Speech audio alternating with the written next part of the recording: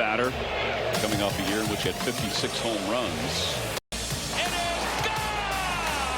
First step to another 50. Se va de cuadrangular!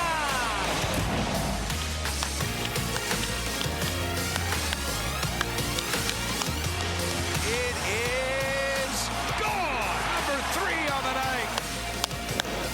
Schwarber exit stage right. 32 on the season. Consider at the time that he signed with Philadelphia, his most homers in a single season, Kyle Schwarber, was 38. His home run totals in his first 4 years with the Phillies, 46, 47, 38, and 56. And he is, as the great Tom McCarthy stated on the first one, headed towards another 50-plus years. Speaking of 50, that's exactly where the White Sox find themselves, and who would have had them at first in the AL Central. Meantime, it is the Marlins making it already crowded NL East even more so. They're just 4 games back in the division. Well, the Dodgers always score a lot of runs, but the Nationals and the Pirates, Washington's offense is a blast to watch. And of course, Pittsburgh has been overshadowed by Skeens and company. The American League is crowded. 5 teams above 500. That's it. 6 are within 3.5 games of the third wild card. But it's the National League we focus on, and the Phillies, you know, in the rearview mirror. Here come the Dodgers. They'll be in town Monday night. We'll have the Dodgers and Phillies Monday night at 7 p.m. Eastern time. So Ohtani will be back on the field. And that guy right there, Bryce Harper, who was very front and center during the Home Run Derby and the All-Star game, he will be wearing a microphone for us. We'll talk with him during the second inning.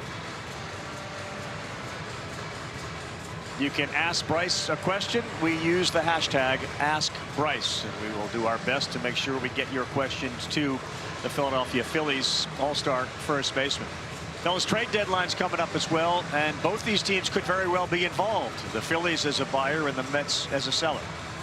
Yeah, both teams could be involved, and one could be looking at to improve their farm system, and the other one could be giving up pieces of their farm system to be able to not only catch the Atlanta Braves, but be able to represent well with one of the best 2 records in the National League.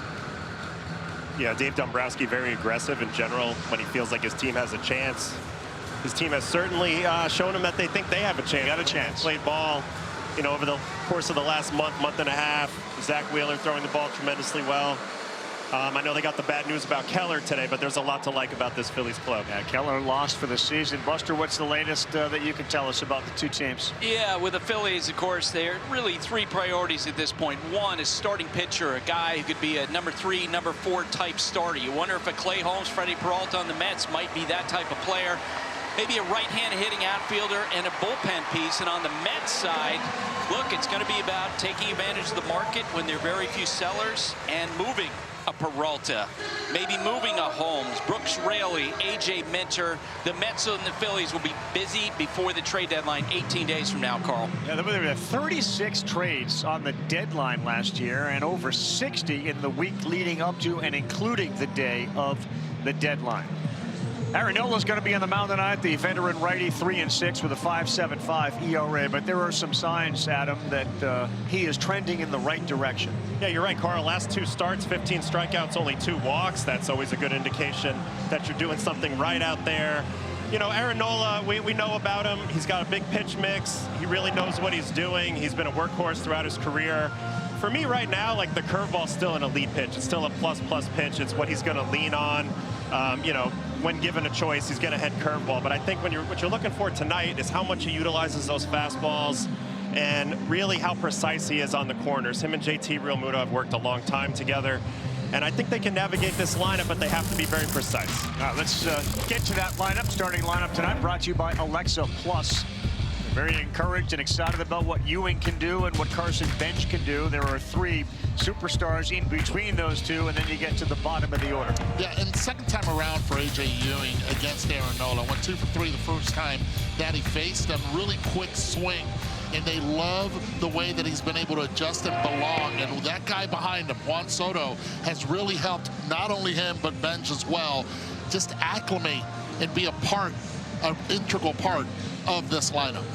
Temperature in the low 90s and smoke in the air. It feels like it is over 100 degrees out there. Thus, we move the game up an hour in an effort to avoid what may be worsening conditions with the wind shift as the night goes on.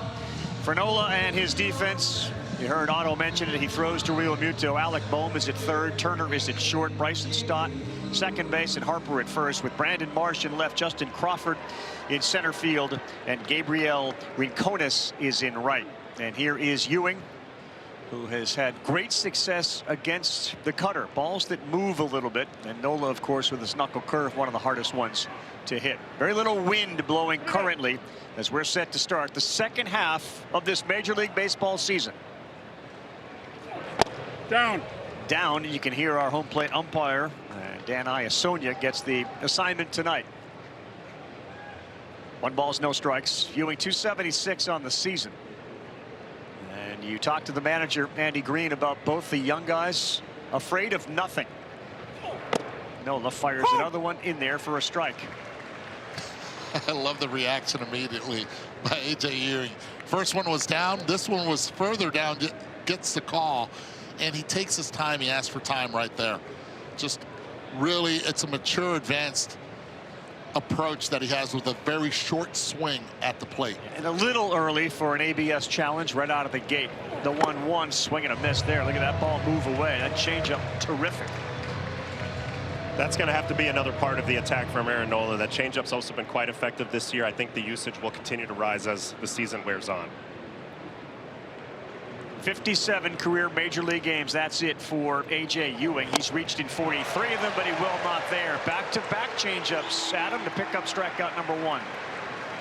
Yeah, you know, that call a little bit below the zone really set up these 2 changeups. Once that pitch is called a strike, Ewing has to respect the bottom of the zone, that trajectory coming out of the hand, and Nola executes really, really well. That ball looks like it's going to be at the bottom of the zone and finishes below.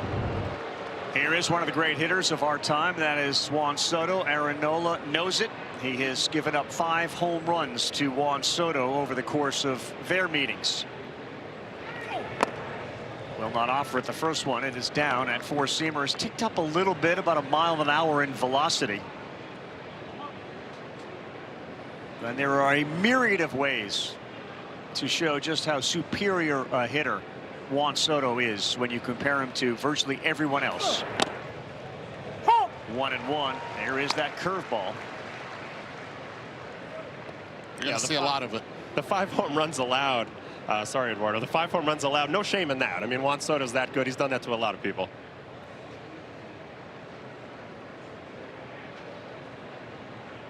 The 1-1.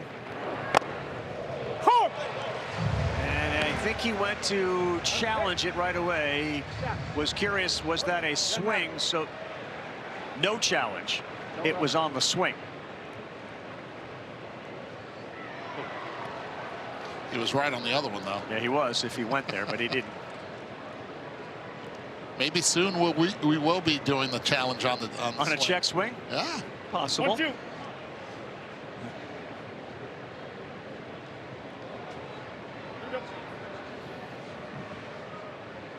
We've seen the changeup. We know about the knuckle curve. What are we throwing here, Adam? Well, he'll continue to try to get him to expand. Easier said than done with Juan Soto, of course, with his command of the strike zone. But I think he'll try to throw something below zone here. 1-2, exactly. Good call. Didn't miss by much with a sinker. So you see what he did there. He went for the freeze there. He knows that he's not going to get Juan Soto to expand very easily, so he tries to punch him out looking, but misfires just by a little bit. And he certainly went. So the count even up, 2 balls, 2 strikes, just underway. Next one to Soto, and another one down, 3-2. This is what Soto does. Adam, you can certainly share your experiences knowing him as well as you do. He doesn't chase. He knows the strike zone as well as anybody. When he hits it hard. Yeah, he's exceptionally frustrating to face. Back up the middle. Turner ranges. It goes off his glove and into center field. Soto is aboard. And a very difficult play, but again, a little reminder of one of the things the Phillies do have to be concerned about, their defense. Yeah, but this one 98.2 miles off the bat. Considered a hard hit, anything over 95 and 95 miles per hour. And this is the ability that Juan has. forget about trying to loft and launch the baseball. Just put it in play. Put it in play hard. Something good could come out of it. And right then and there, ball right past the end of the glove of Trey Turner.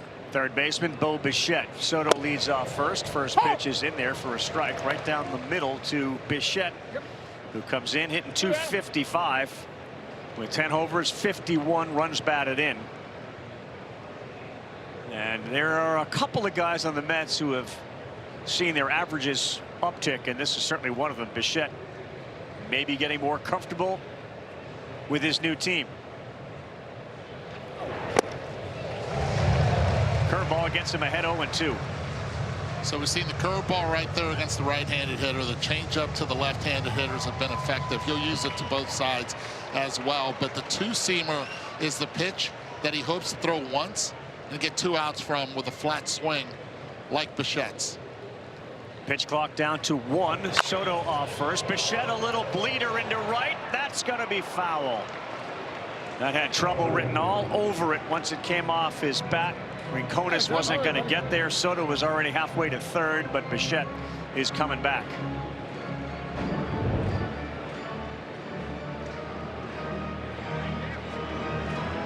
I'll tell you this, I thought that was going to land fair as soon as he hit it. Yeah, that's the type of ball when you're on the mound, you're just wishing goes foul, because on one hand, he didn't hit it hard off you, but on the other hand, you know it's big trouble if that lands fair. And I have to say, the Phillies alignment here is a little confusing to me with Stott pulled up the middle. Bichette's so good at using the right side of the infield with Bryce holding the runner on here. Good look at it there. That pitch outside and too far outside. How many times did you look back and you're like, why are they where they are when you're pitching? Oh, that definitely happened. In fact, when I played for the Red Sox, sometimes Alex Cora would look at me and kind of say, do you want me to move him or keep him? Because I didn't want him to take a pitch away from me. Like, in this situation, if you're going to throw a backdoor two-seam, you know, the odds are the contact would go right through that hole. Yeah, he got jammed there. Harper will come up with it. He'll fire to Turner, who will throw back, and they will get the double play. The continued improvement of Bryce Harper at first base. He turns the double play. It goes 3-6-3. Harper to the plate along with Turner and Schwarber when we come back after defensive gem.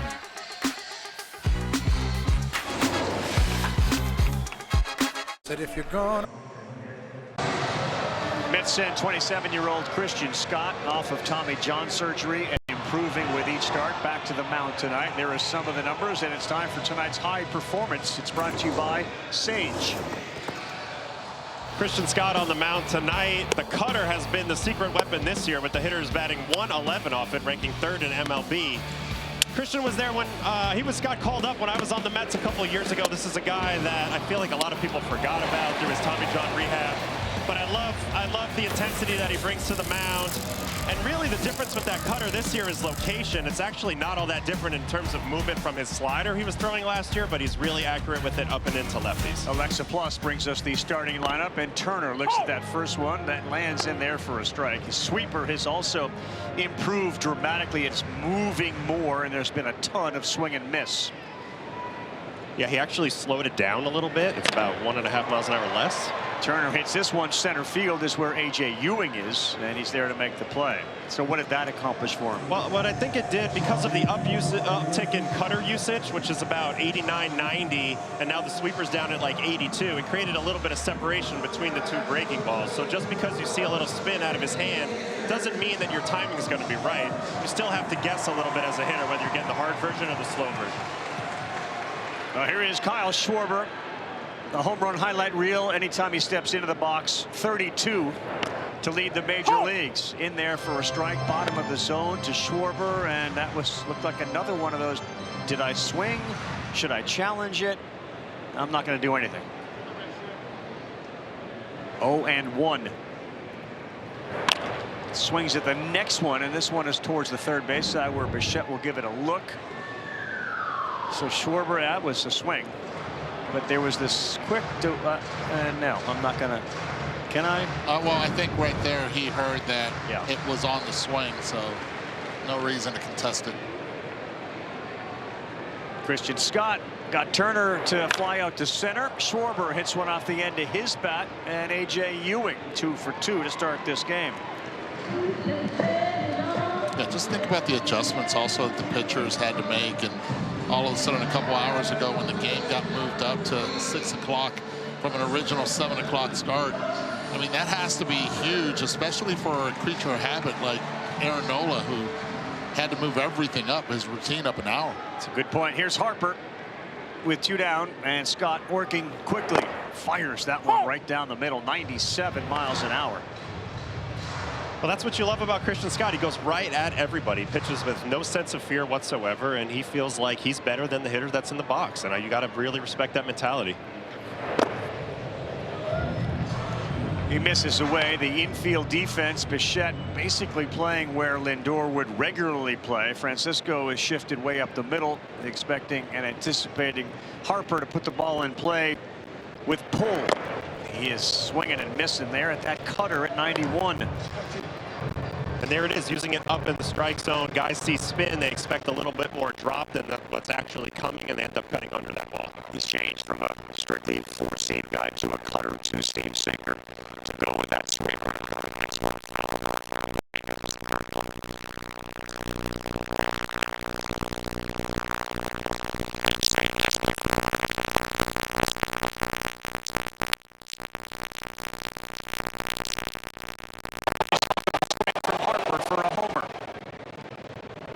Working ahead, got him to chase. A splitter up top as well.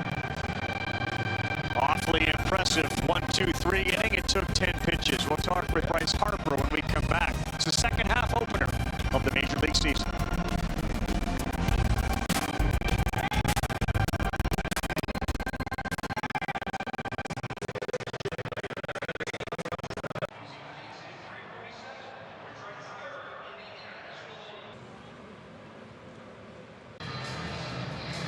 Philadelphia Phillies back in the field. 33-year-old Bryce Harper back there, and he is kind enough to wear a microphone. It's been a very busy all-star break for you, so thanks very much for doing this. I know you've been front and center for a long time here. We appreciate it. Yeah, you had to throw out the 33-year-old, and I appreciate that. A very, very good 33-year-old, man. How would you describe the last week for yourself here in the city of Philadelphia? Oh, man, just trying to come down from it a little bit. You know, it was an absolute blast the last 2 days. Obviously, pretty hard working, you know, for me and Shorbs and Sanchi and Marshy. So, you know, trying to come down from it a little bit. First pitch swung on, blooped into right, and Rinconis is there and under it to make the play, retiring Lindor. Got a little echo on the microphone, but we can understand everything you are saying. You talk about the Philadelphia Phillies turnaround this season, Bryce, from where it started to where you are now, why you think it's happened? Yeah, it's been great. I mean, I think obviously getting Zach Wheeler back helped a lot. Kind of putting our, you know, starting rotation back together, and whenever you get starting pitching, you know, kind of like the way we have the last you know, couple weeks, it's been really good. So obviously Donnie's done a great job with us, kind of just letting us go out and play, and lineup's been the same every day, so guys are getting consistent, you know, some reps and everything else. So it's been really good. Bryce, a situation like today, you've had a long career, started in the Nationals, then here in Philly. Have you ever had a situation where the game has been moved up like this? We had one earlier in the year, moved up a little bit, I think, due to rain. But yeah, it's definitely different. They don't really move games too much, so. But not the greatest idea, I guess, to come out here and play in this type of weather. But you know, we're doing it. When you woke up, what did you think? You were still middle of the night? I mean, I woke up this morning. I didn't really think much of it. I just thought we were going to play. So I didn't suspect we were going to play or anything else. So let's get ready for the game. How's Bryce Harper changed this season as an offensive player? How do you maintain your excellence at 33? Not missing the first pitch I did in that at bat. That's for sure. No, just trying to stay on the heater the best as possible.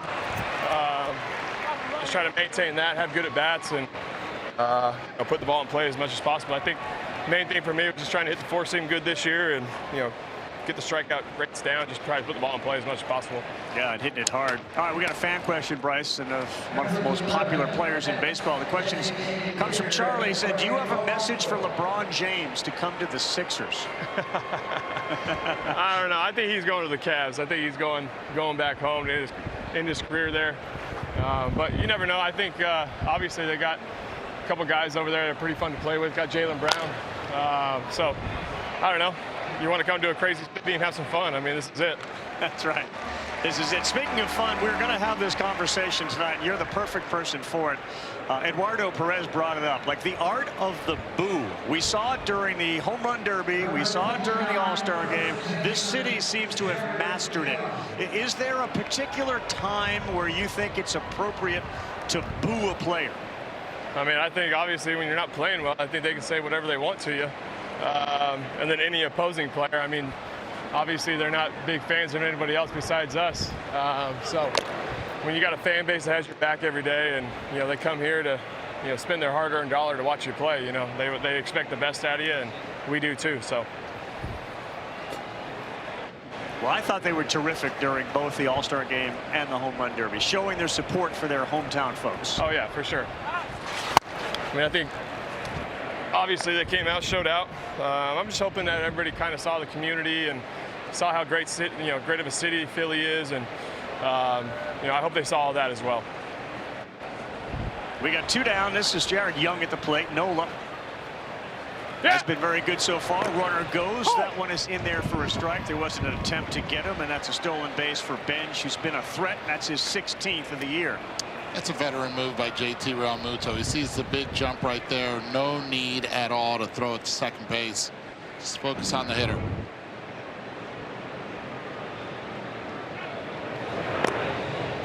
He got a great jump. You heard Bryce yelling about it. Now Young again. Swing. This one is down the line in right field towards that corner.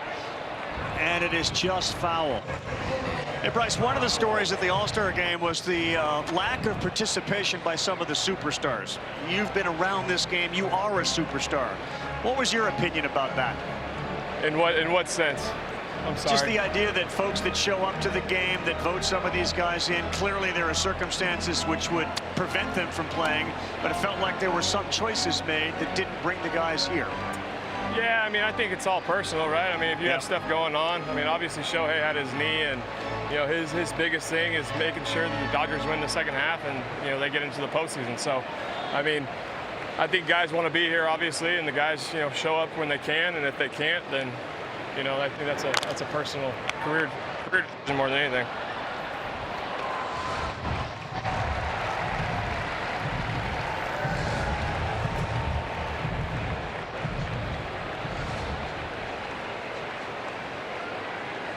Bryce Harper in the field at first base, and Jared Young behind 1 and 2. Nola got him swinging. Bryce, Nola looks good. You guys look good. What a turnaround. Eddie's got a question as you walk off.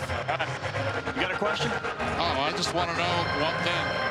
Can you get Natalie to grow back that mustache? I talked to him about it multiple times, but I don't think it's going to happen. I think Mama likes the clean cut a little bit more. Mama knows best. Bryce, thanks, man. Superstar. We appreciate it. Meet Grace. Bottom of the second underway, and Christian Scott back on to face one of the better stories for the Phillies this entire season. That's been Brandon Marsh. Good sweeper on the corner to get ahead 0-1. Marsh is chasing the ball more, but he's also being a lot more aggressive at the plate. He was an All-Star this year for the first time. Rolls one over slowly down the line at first base, picked up, and the glove of Young hit the bag before Marsh's foot. Good improv by Jared Young at first base. Yeah, you have to worry about the pitcher coming in. You have to worry about the slow roller, and give a lot of credit to Marsh hustling down the line. Plus, you slip. Got to improvise a little bit right there with the mitt. All of a sudden, the dirt monster comes and grabs your leg at the last second. You're not ready for that. You familiar with the dirt monster? I've been gotten by the grass monster, the dirt monster, you name it, it's gotten me before. Alec Boehm bats now. Adam Ottavino, Eduardo Perez here in the booth. Carl Ravitch and Buster Olney. That first pitch. And then he is getting ahead. He is throwing a lot of strikes. 0-1 with a fastball at 95.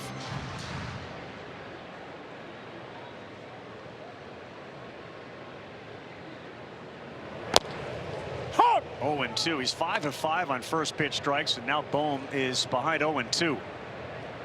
Yeah, and he just landed 2 fastballs on the outer third, so if he starts a slider right out of that window and runs it away, you might get the chase. On the ground and backing up, Bichette. He will two-hop it over, and he is able to get Boehm. That's the shortstop in him, playing deep third base. Shortstops you see a lot of times when they go to their backhand, they try to one-hop it. Let's not forget, he played over there at the Rogers Center. This one, the grass grabs it a little bit, but he's fortunate it's Boehm running down the line at first. Well, if you think about it, it's a good strategy, because if you try to throw it in the air, you might airmail the guy completely. If you throw it in the ground, no matter how many hops it is, it gives the guy a chance to catch it. All right, 15 pitches, 14 strikes, and his first one that misses was very close to start off a hitter. And Bryson Stott.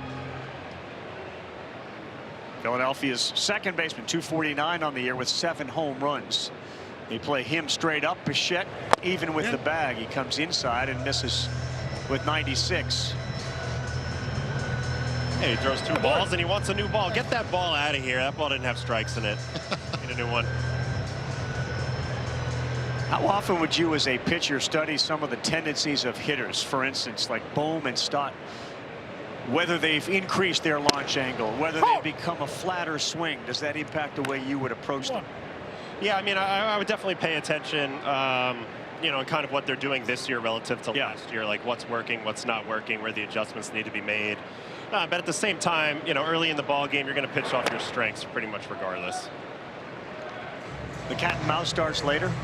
I think for a starting pitcher, it can start later, yeah. Okay. I think ultimately you come out and you just try to establish who you are that night, pitch to your strengths, and force the batters to adjust to you. Well, a good look there, and you saw Christian Scott shake off the first 2 pitches, then Stott rifles one foul down the line and right. When you talk about having a steeper angle attack to the ball, Stott this year, the metrics had him around 12.5 degrees, and he's actually flattened it out 3 degrees less. It's around 9 degrees right now, putting the ball more in play, sacrificing a little bit of the loft. Yeah, and the hard hit rate has gone up 8%. Swing, and that one is into the mitt. Really good job by Christian Scott, who fell behind for the first time. 3-1, but 6 up, 6 down. And the Dirt Monster was not going to stop Jared Young. They've been terrific defensively. Then Bo Bichette added to it as he stepped back and threw a bounce pass over to first to get the out.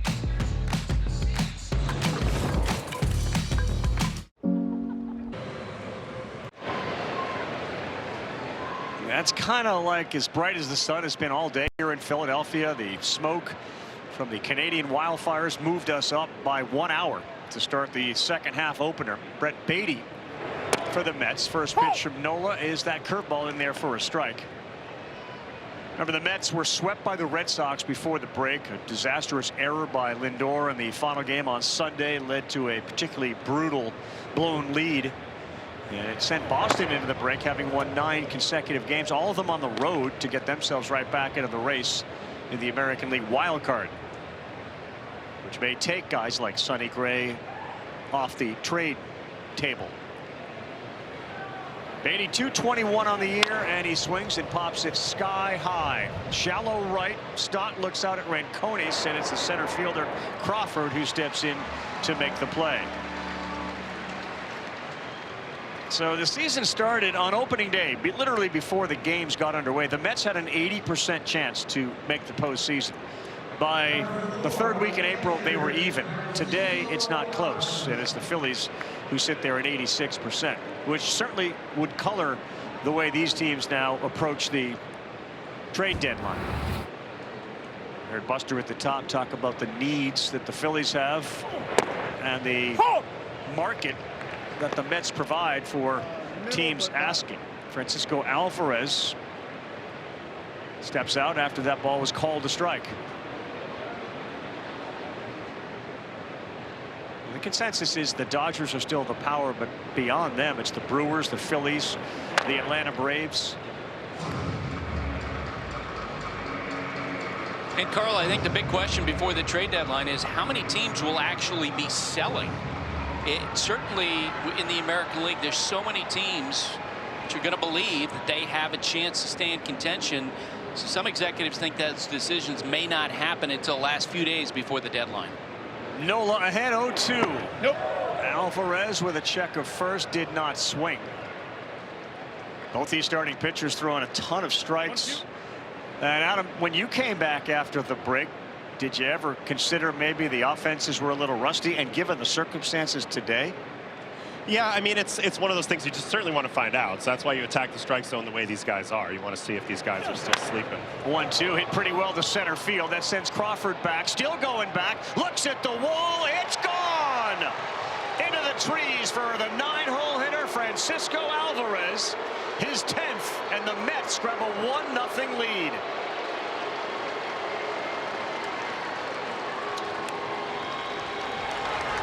You look at a kid that has improved his mechanics year after year, and this year it has shown and continued to do it today during batting practice, trying to stay up the middle and accomplishing that on this hang and breaking pitch. Stays up, stays behind it, and barrels it straight away center field. For as long as I've been watching Alvy hit, I've been imploring him to use the big part of the field. He's strong enough to take the ball out of any ballpark to any location. When he tries to pull off outside pitches, that's where he gets himself in trouble. On that pitch, he stayed his head down on the ball, carried right out to center field. Change up there to get ahead of Ewing. That homer came on a 1-2 pitch, the hanger from Nola. And Crawford's first look made you think that he thought he might have had a play on it. The wind here at Citizens Bank blowing hard from left field to right, but nothing was impacting that shot. It's interesting because the great and late Red Shandies from the St. Louis Cardinals would always ask me, what do you do on 2 strikes?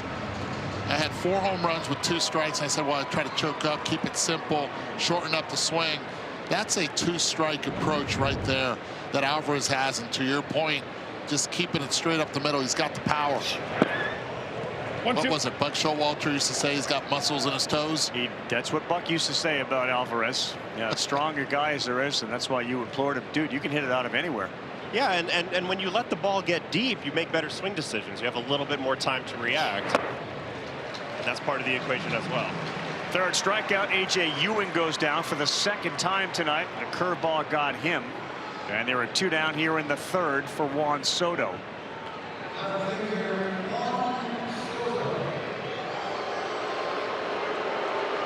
The art of the boo.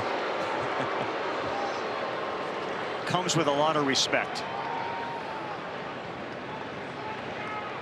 Soto singled his first time up. Average creeps closer to 300. Oh.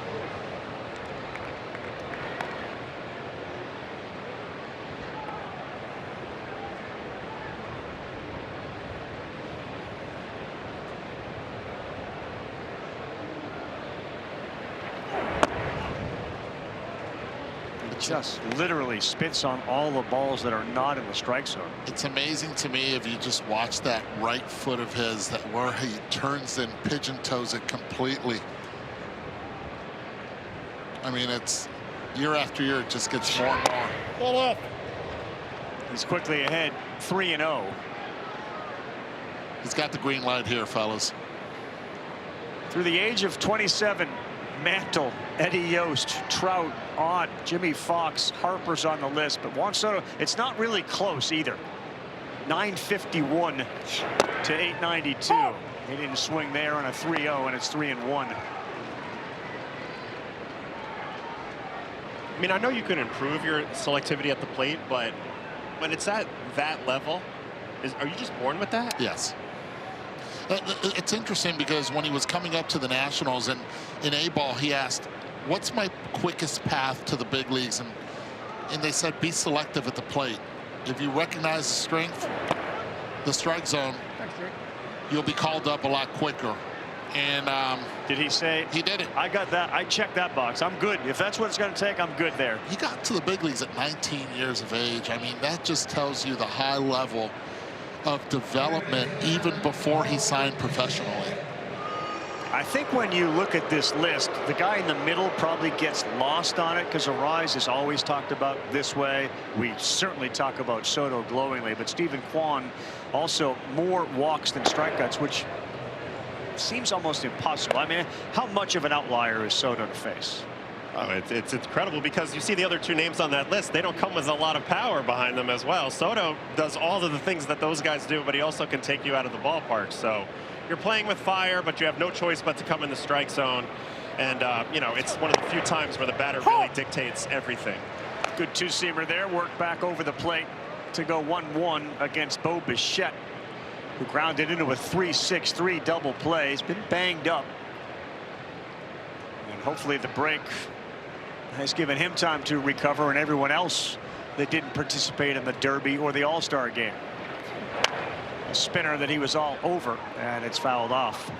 And that right there is lack of timing as well. Missed the 3 games before the All-Star break. Did have a pinch hit appearance on that Sunday, but then now gets put into this one. So 6 consecutive days off for Bo Bichette. Pretty vocal crowd. I'd say a little more than half full as Bichette chases one down and away. Nola picks up his 4th strikeout.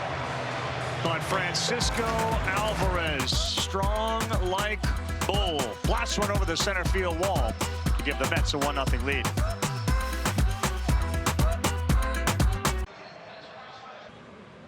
Works. Baseball continues on ESPN. Monday doubleheader. Dodgers and Phillies. That guy will be on the mound. Christopher Sanchez, announced by the Phillies, as the starter for that one. And then a little later, our home run derby champion. He and his Cardinals take on Mike Trout and the Angels at 10 p.m. Eastern time. Both games live on ESPN and streaming on the app. Up the middle it goes off the bat of JT Realmuto. And the Philadelphia Phillies have their first hit on a single by Realmuto. And that was the first attempt of the Phillies to swing at the first pitch. And it's Scott, the one that's been dominating 5 of the first 6 hitters he saw. They were strikes. He attacked. JT did, and it right back where it came from. Yeah, that's the value of a veteran just watching the game. He sees how the pitcher's attacking. He's going to go ahead and try to take that away. Gabriel Rincones looks at a ball. Rincones has been hot. Ball was called a strike. His OPS over his last 14 games is almost 200 points higher than it's been over the course of the season. It's 721. The right fielder Realmuto leads off first. He swings, and that's out of play.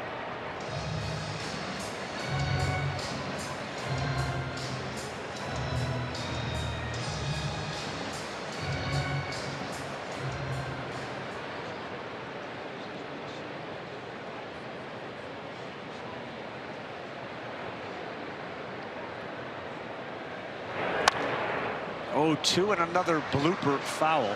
You know, Buster, we have an Angels game coming up, and of course Trout was here. Mike Trout's from this area. In a dream scenario for many Philly fans, Trout would come here and play. Is there any chance, in your opinion, the Angels part with Mike Trout? Carl, the answer to that is no. Thank you. John Mozeliak, who's their head of baseball operations, is filling in now for the Angels. Was asked that question recently. He said a flat no.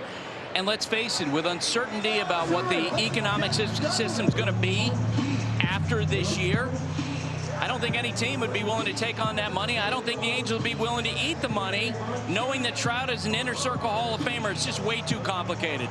Appreciate it. Rincones, by the way, called out. Gabriel on a foul tip into the mitt. So Crawford bats. The speedy son of the great Carl Crawford looks at one high. Ball 1. Eerily similar in his looks to his dad. He walks by and you want to say, hey, Carl. Oh, I'm sorry, John. You do. Played with his father, one of the best work ethics as a teammate that I had the pleasure of playing with. Swings at that one. This one has popped up. He may have gotten Alvarez, and it is caught. That one, the bat struck Alvarez. Scott comes in to make the play to catch it in foul territory, but we got to be concerned about Francisco Alvarez. You heard it on that swing. Yeah, he got a barrel full of face mask right here. Yeah. Alves shook up. Oh, golly. And I'm telling you, there are some players at the lower level, especially, this is a risk that you see also at the grassroots. An issue where a lot of the top hand comes off the bat, and you see a lot of young players and catchers get hit. Create some serious concussions. I also think the catchers are a little bit closer nowadays, trying to catch everything at the bottom of the zone and present it so well. So there's not a lot of separation there. I mean, you do see this, unfortunately, a little bit too often. No, I mean, that was somebody punching you as hard as they can in the jaw. Oh, golly. And how about the heads up of Scott going after that pop-up? I love it. As a pitcher, you know, you die to catch a pop-up. I mean, you want to prove to these guys that we are athletes. So Christian was on it, though. Catches that right at home plate. That's one of the more unique plays you'll ever see a pitcher make. And really got to give him credit for the pitch as well. Perfect location on that cutter up and in that, you know, led to that pop-up. Scott sees it. He sees his guy down on the ground. He looks over at third and sees Bichette's not there, so he takes it himself. Okay, I'd never seen that one before. Me neither. Kevin O'Sullivan trains his pitchers at Florida to be athletes, and that, of course, is where Christian Scott came out of. Oh, don't give Sully credit for that. Sully deserves the credit. Oh, no, don't do that. Pitchers are the best athletes on the field. I keep hearing. You all played shortstop and center field. Turner goes the other way. This is going to get to the seats. Never understood that in 33 years of doing this and covering baseball for that long, that pitchers somehow shouldn't catch baseballs when that's all you all did prior to becoming like exclusively pitchers, as well as anybody. Yeah, I mean, we're as capable as anyone on plays like that. Now, when they're really high, usually we want no part of it. We'll go let the professionals take over, but professionals, you know, that's for the athlete part of the conversation. Don't take my word for it. I used to love hearing Rick Ankiel talk about it after he converted. He loved to come defend the honor of the pitchers as athletes. And he could. He had a lot of ground to stand on. Yes, he could. Wow, big sweeper there. Trey Turner is gone. 4 strikeouts in the game for Christian Scott. Keep an eye on Alvarez after taking a bat off of his cheek. He looks okay. He's got the homer. It's 1-0. The investors pulled up. Back here in Philadelphia with Mets manager Andy Green. Christian Scott, how has he looked since he come back? Good. The stuff's alive today. The fastball's beating hitters right now, and good to see some chase on the sweeper right there. Threw a really nice split to Bryce as well, so he's got everything working right now. Unusual conditions tonight with the concern about the air quality index. What were your players told about how to handle this? Yeah, that MLB was going to keep us safe here today, and that we're going to pay attention to how everybody felt, and so we're all good right now. We're playing a baseball game. We're out here to win it. Andy, thanks. Call back to you. Buster, thank you very much. Andy Green takes over. He told us before the game there have been times here in the last year or two where he has been considering interviewing for full-time managerial jobs, but said obligations at home, they want to be around the family, superseded the desire to get back. And when this opportunity presented itself, it felt like it did check a lot of boxes. It wasn't necessarily a full-time thing. Maybe it becomes it, but it was an interim manager job. Well, everyone knows that this is a major sacrifice within the baseball industry when you're as a player, as a coach, and as a manager. You dedicate so much time to the sport, and sometimes you want to be able to see your family grow. Lindor on the ground, and it's fielded easily by Stott. Quickly as he is retired, what are you seeing in Francisco Lindor this season? The numbers are down across the board. Let's not forget one thing. He had the hamate surgery early on, and that affects. He came back pretty darn quick, but at the beginning he tried a different handle to the bat. Then he's like, forget it. I'm going to use what I've always used. And sometimes when you don't go through that extent of spring training, it's a harder start for you. But Francisco Lindor still is one of those elite players that can still find barrel offensively. Benj on the ground, smothered over there. Stott up with it, and a nice play. Takes one away from Carson Benj. Speaks to the trust that Don Mattingly has in Bryson Stott, both offensively and defensively. Yeah, I mean, he's a Gold Glove caliber second baseman. Really good positioning right there. I love the technique. Kind of slides on the right leg, gets the glove into position, knocks it down, throws it out. So there are two quick outs here in the fourth. Jorge Polanco.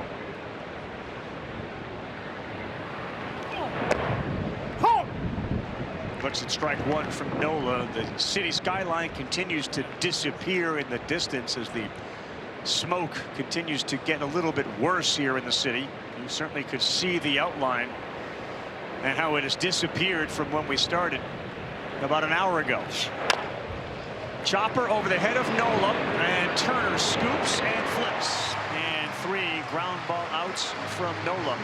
It took 7 pitches to get through it. The city of Philadelphia slowly disappearing tonight.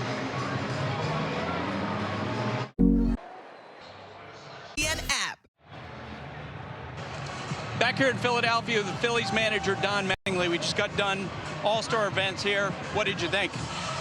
Oh, it was great. It was exciting to be here for it. A lot of our guys here. It was fun. We didn't swing the bat great on the National League side, but it was a good event.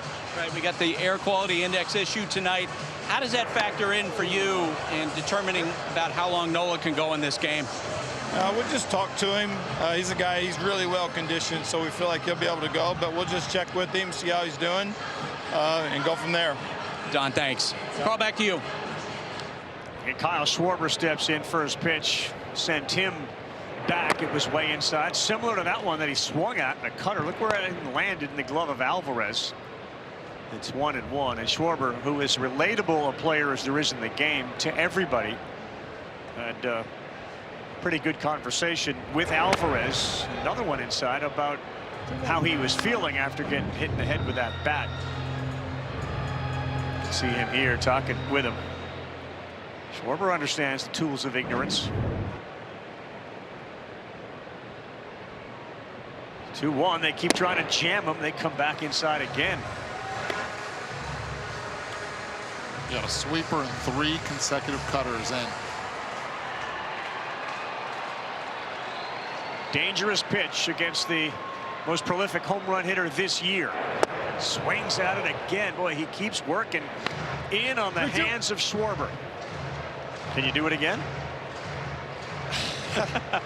I mean, he's looked pretty bad on 2 breaking balls. I bet he sticks with it. Let's see. No, instead he went with a cutter down. Schwarber gone. That was a masterpiece by Christian Scott. That's a little bit of what we were talking about before. The cutter spins like a slider. It's actually not all that different from a slider in Christian's case. So you get breaking ball spin on both the sweeper and the slider throughout that at bat.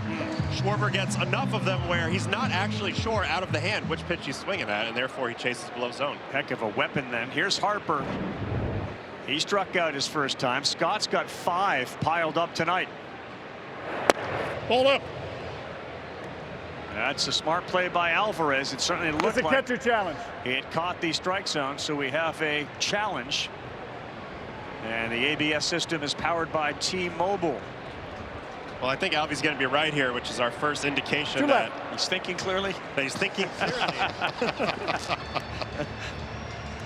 Good for him. And a big call, going from 1-0 to 0-1 right here with Bryce Harper, still establishing in as Scott.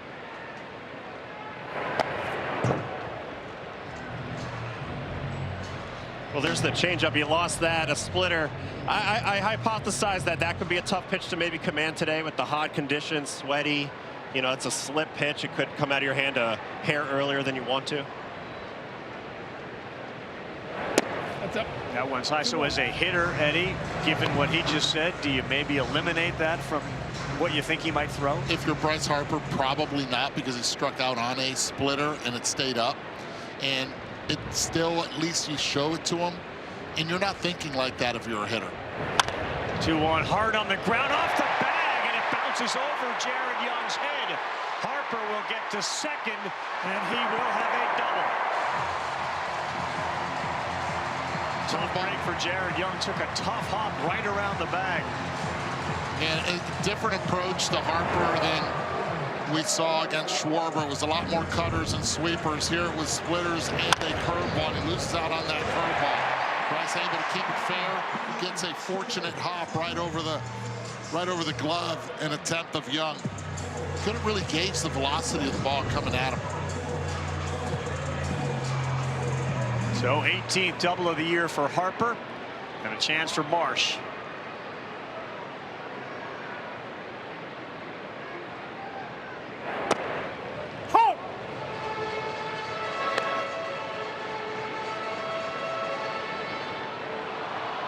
A little bit of a generous bottom of the strike zone early going here with Mr. Iasonia behind there calling it.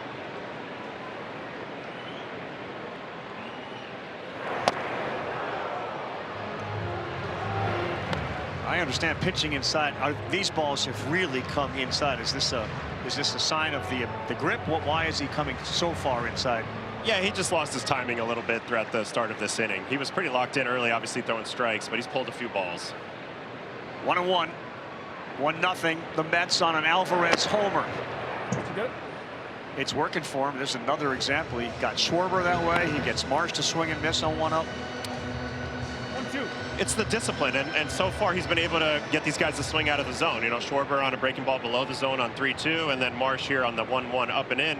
When you're getting guys to swing out of the zone, it's always a positive for a pitcher. 1-2. Marsh hit it well, but it's out of play.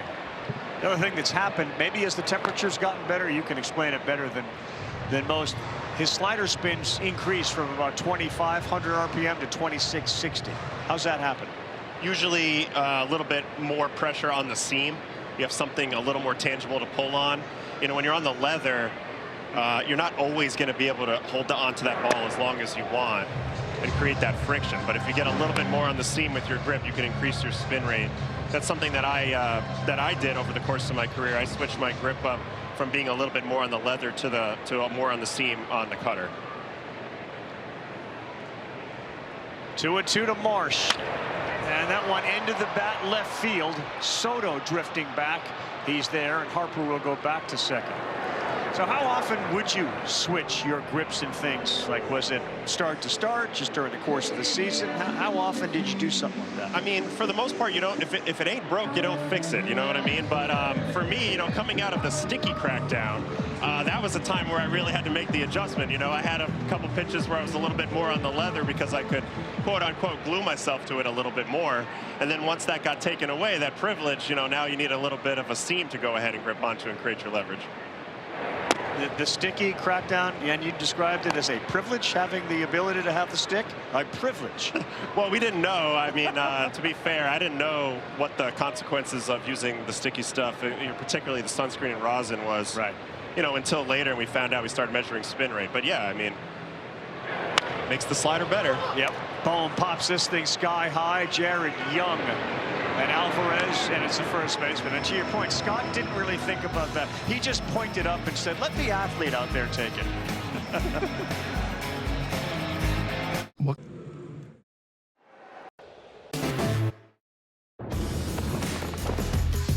Welcome back to ESPN's baseball coverage. It is presented by Liberty Mutual Insurance. Buster Olney down in the field.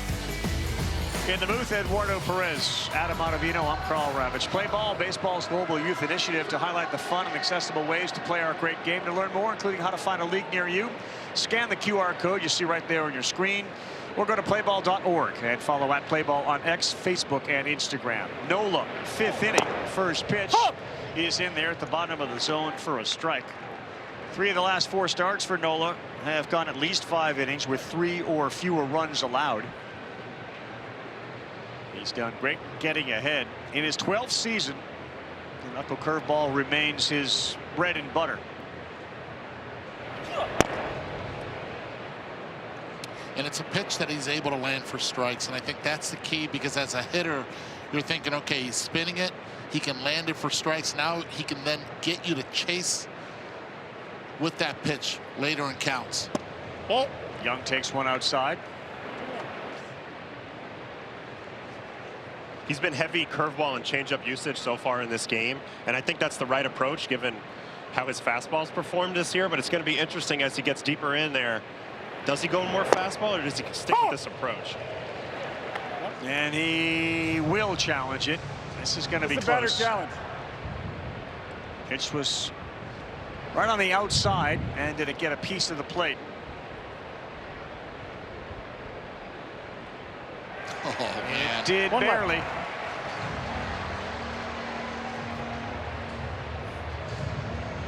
It's interesting because a lot of people say that Aaron Nola is one of the pitchers that's been affected the most from the challenge system. Who would say that?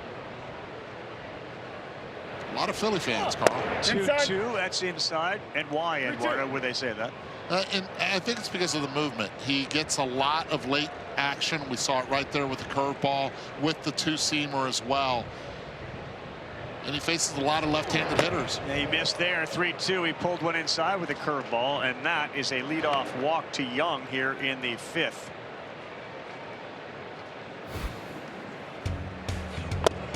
Let's take a look at how Aaron Nola does it despite not having the Mizorowski type of stuff at the moment. Pitch 1 starts at the same height as pitch 2, and that's the magic here. He lays the trap with pitch 1. The second pitch comes out at that same trajectory and then deviates. Batter goes and swings through it. Mizorowski, huh? All right, does anyone have the Mizorowski stuff? The optimist. So Beatty now looks at one outside from Nola. Adam, what would you do with 104 in your back pocket? Not give up any runs. I'll tell you that. Move it into every pocket. Yeah. We got a chance to talk with him on a Baseball Tonight program during the All-Star break. Mizorowski, what a engaging young kid, as that one is fouled off at the plate. May have got our umpire Iasonia. Sorry, I just can't get him off of my mind. I mean, that fastball, it's so indicative of the baseball that we watch now with all the power stuff in the game.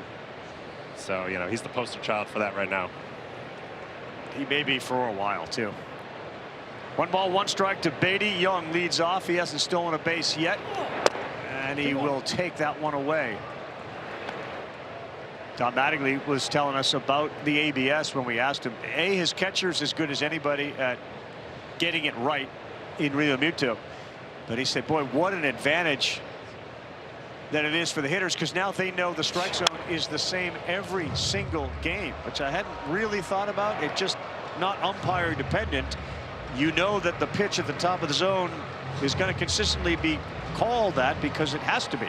Yeah, and if not, you have a weapon to push back against it. You know, it's in your power. It's well within your reach to go ahead and challenge those pitches. But I think the big advantage is those left-handed batters not having to worry about. Line shot up the middle, and it's going to get down, and there are going to be 2 aboard as Nola left a changeup right over the heart. I think this is where Don Mattingly has to now start getting his bullpen up. The last time Nola came pitch and was doing really well, he got a quick hook on him because he knows that the 3rd time around is a time that Nola struggles with hitters. He's already shown him all his arsenal. It's really interesting to see when that phone call will happen to the bullpen. That was against Detroit. He had given up just 3 hits and 2 runs. He had struck out 8. Mattingly took him out, as you said, right before the 3rd time through the order. It backfired on him. The team lost the game 10-2, and he was ruminating about the decision post-game, and even today still was like, I could have left him in. But Alvarez already has one bomb to straightaway center.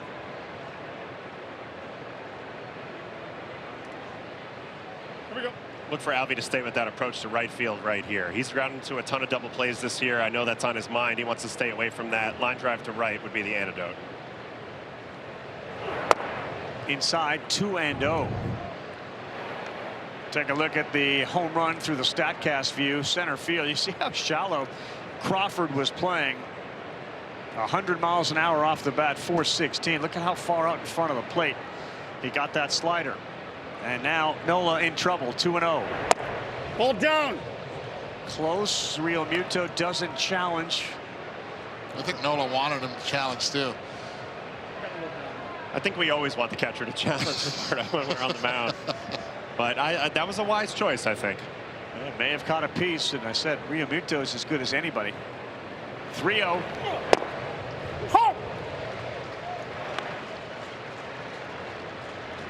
Given the home run, the 3-0 count, surprised he took there? Two-seamer. See the action. You're hoping for something a little bit straight. I think Aaron was hoping that he swung, because if he hits it hard, it's on the ground. Good opportunity for 2. Looks like Alvarado's beginning to stretch on a 3-1. Down. And the bases are loaded. His 3rd walk of the night, 2nd in the inning.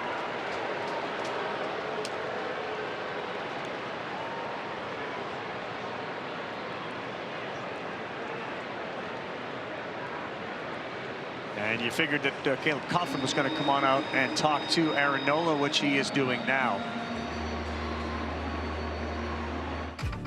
There are some people for whom good enough is never good enough. They ruffle feathers, push boundaries. They are high performers, and high performers choose Sage, high-performance finance software.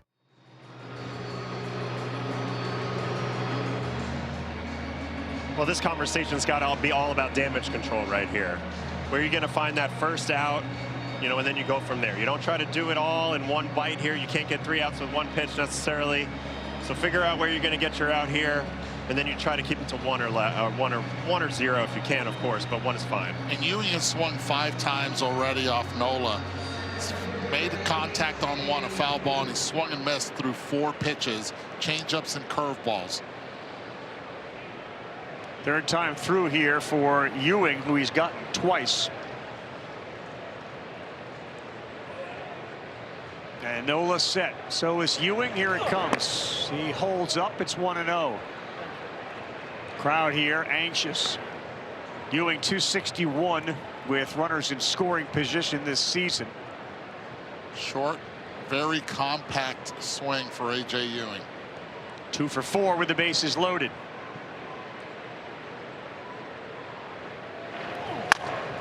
Liner, Harper, double play, disaster for the Mets, and a massive break for Aaron Nola.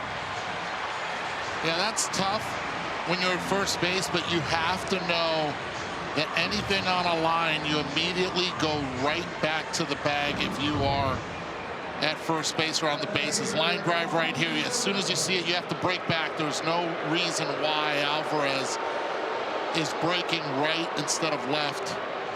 Really good call here by Don Mattingly, just putting the 4 fingers up and allowing Juan Soto to reach first. Intentional walk to Soto, so it will be the 3rd time tonight that he has reached. Young got nailed there at first. I should say Alvarez got nailed at first base. It's Young at 3rd, Beatty at 2nd, and now Soto at 1st. And an opportunity for Bichette. All right, so let's see how they attack Bo this time. They've pounded him in early in counts to then try to expand away late. Let's see if it's more of the same.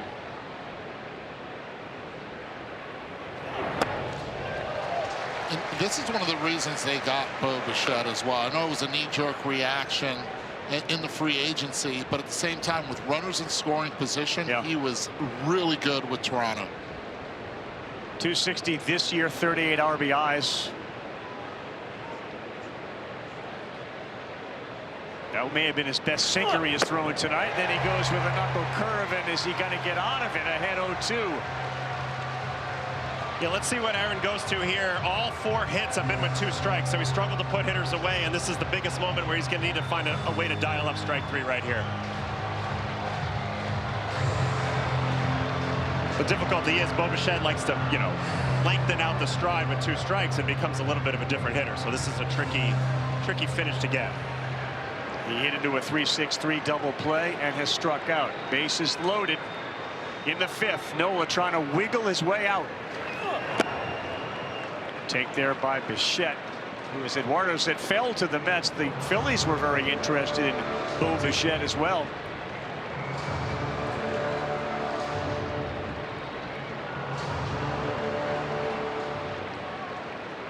He was hurt for so much of the second half of the season last year with Toronto.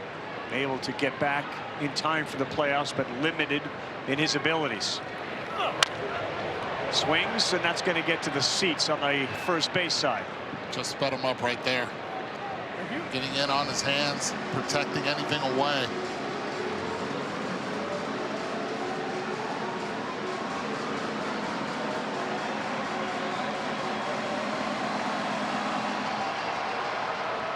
His father, Dante Bichette, and you can see the apple doesn't fall far from the tree. Hit over 300 over his 14-year career with runners in scoring position. On a 1-2, reaches out, shallow right field. It's an easy one, though, for Gabriel Rincones.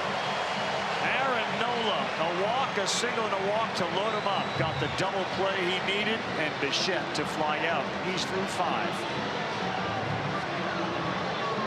For a limited time.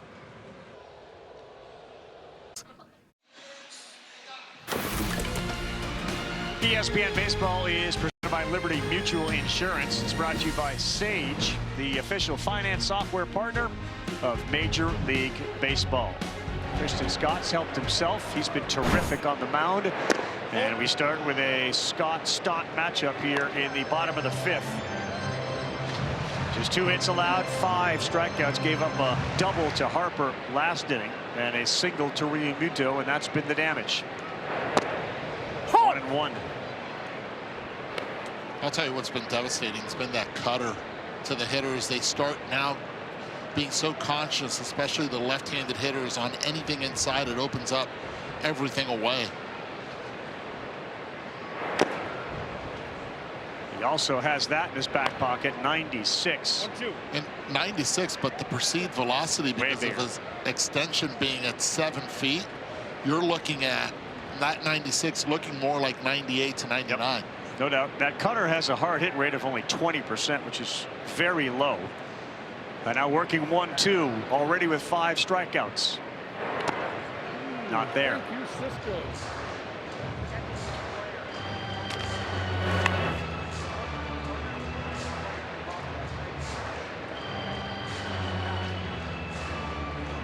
The impact that Don Mattingly has had on certain players here is to instill a great deal of faith when your manager shows that. And Stott certainly has benefited from it as he pulls one foul. Marsh is another guy. And on the other side, Andy Green's basically been a cheerleader for Benj and Ewing. And as a player, when you have the support of your manager plus your players, that's a pretty good combination. It's huge, especially as a young guy. And, you know, these guys, Benj and Ewing, they're getting such a great opportunity that a lot of players don't get. I mean, if you really think about it, there's only 30 of these jobs at each position of guys who can play every day. So to be able to be given the car keys and say, go get him, kid, is extremely rare. And then on top of that, to have a manager that has your back day in, day out and allows you to play with freedom, there's nothing more you could want as a young player. And the experience that Andy Green has had, because he saw the farm system, he saw these guys get developed, I think plays big into those 2 young players, into Ewing and Benj. He got him there. 96 up top, 6 strikeouts for Christian Scott. So Buster, I saw you doing some due diligence during the inning break. What'd you learn? Yeah, talking to Dan Iasoni, the home plate umpire, the crew chief. He's aware of the numbers. He's getting updates on the air quality index from the grounds crew here, but he's also checking with players. I've seen him go to both starting pitchers between innings and ask them, hey, how you doing? How you feeling? And what he said to me a couple of minutes ago was they seem to be doing okay. He said that, look, the red line we know on air quality index is 200, but he said if it was 199 and players are coughing all over the place, he said, I'm going to react to that. But right now, he feels like it's good, and the numbers have wavered. Realmuto back up the middle. Chance here for Beatty, who picks, fires low, scooped out. Nice play by Young. Go ahead, Buster. Yeah, Carl, we started the game at 156 with the weather station about a half mile from here. The number went up into the 160s, 170s for a time now, and perhaps it coincides with the wind that we've seen come through the ballpark. They're down more in the 130s. But again, what Dan is telling us is that his conversations with the players are certainly playing a role. He wants to see their comfort level. I appreciate that, Buster. Thank you. And here is Rincones, and continues to work ahead. The sweeper has been very good. This is a transformation too. This was a guy coming out of school who's going to be a reliever. You know, and he's developed in the last 2 years to this now. Yeah, no, it's been incredible to watch him work coming out of University of Florida and then becoming a starter through the minor league system. But he's got the mentality for it. He's not the type of guy that shies away from a challenge. I feel like every 5th day he knows it's his day and he loves to go at it.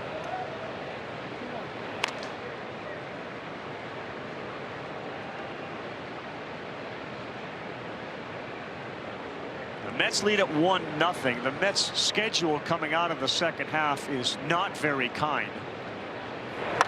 And this ball is popped up and out of play. So it's Philadelphia and then a bunch of first place teams. At Milwaukee, the Dodgers, Atlanta. 25 straight games for the New York Mets to begin the second half against winning teams. Well, they're going to have their guys healthy, at least position player wise. Something that they really have not had much of during the regular season. Oh, that's in. That's inside. The other part of it for the Mets. The catcher challenge. And Alvarez. That's aggressive right there. Yeah, that looked way in, but we'll see.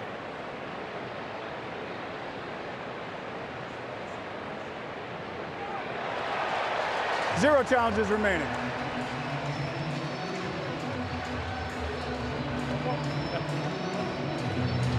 There's no gray area for the Mets as far as are we in the race. You know, when they begin, what, 16 games behind in the East and a whole bunch of teams they'd have to leapfrog in a wild card. They know their identity. They know what the game plan is.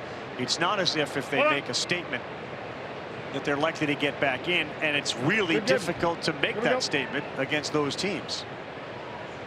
But not impossible. We were counting out the Boston Red Sox 2 weeks ago.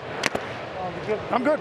Yep. And now all of a sudden with 9 consecutive W's, Boston Red Sox just right there in the middle of it.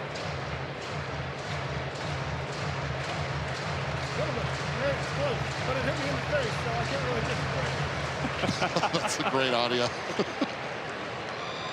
I assume just saying to Rincones, it hit me in the face, so I don't really know. But he's ready to go again. 3-2 back up here.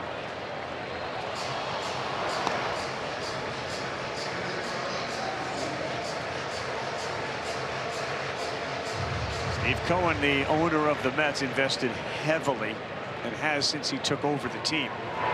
3-2 called, strike 3. Rincones quickly goes to his helmet to challenge it. Oh, he's going to be disappointed. I think that's there. Everybody on the field looks up to the big giant scoreboard in left. Here it comes. It lights up red. That means it's a good call. Iasonia got it in the face with a foul ball. He is clear-headed enough to call it right. 1-0. We're through 5 on ESPN.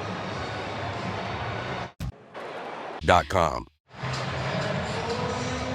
As the Fanatic fires T-shirts, we remind everybody the goal of an MLB fan is to see everything. The MLB Journey to 30 sweepstakes presented by T-Mobile is the ultimate bucket list. Enter now for your chance to win trips to all 30 ballparks. Yes, all 30. MLB.com/journey to 30 sweeps. Two veterans now face off against each other. Yes, Aaron Nola, in spite of the bases loaded no-out situation in the 5th, comes back out for the 6th to deal with Lindor. Once on the first one and bangs in a curveball to Lindor, who it's just, even though, as you mentioned, the hamate injury and the severe calf injury, 5 homers, 12 RBIs, a .216 batting average at the All-Star break. Pulls one foul. Heads up, Buster. I mean, for me, Francisco just hasn't been able to get in a rhythm yet. He's such a player that likes to play every single day, and eventually he hits his stride and he just takes off. He's been a notoriously slow starter anyway, even when healthy. So this year, the hamate bone disruption plus the other injury disruption, he just hasn't been able to be himself yet. On the ground should be an easy one for Stott, who stays down on it. Lindor 0 for 3 tonight with a fly out to right and 2 ground ball outs to Stott. It's encouraging. I mean, the pitch count is very low for Nola with just 79. It's the other guy, Scott, who's more on a pitch count than Nola would be with a third time through the order, but he's been outstanding tonight. The length is not really going to grow. 90 pitch area for Scott, and the 80th pitch of the night for Nola misses to Benj. Nola also had to get started a little bit earlier this year. He pitched for Team Italy. It was great, right? Phenomenal. In there for a strike to the 19th overall pick by the Mets in 24 out of Oklahoma State. The class of 24 is making a massive impact at the major league level.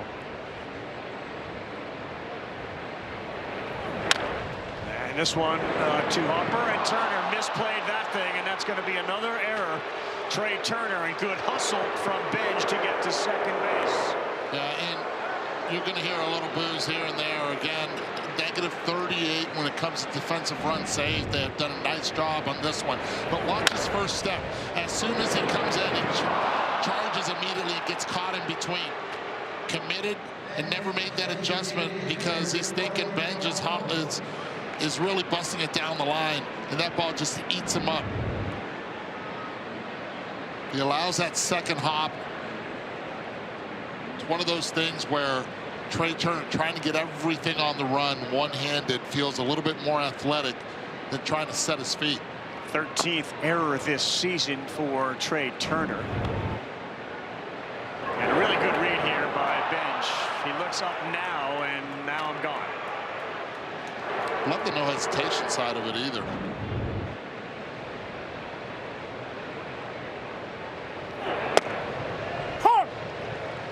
Curveball at 79. Benj sort of had that look when he first hit it, like, all right, that's going to be an out, and then all of a sudden he accelerated.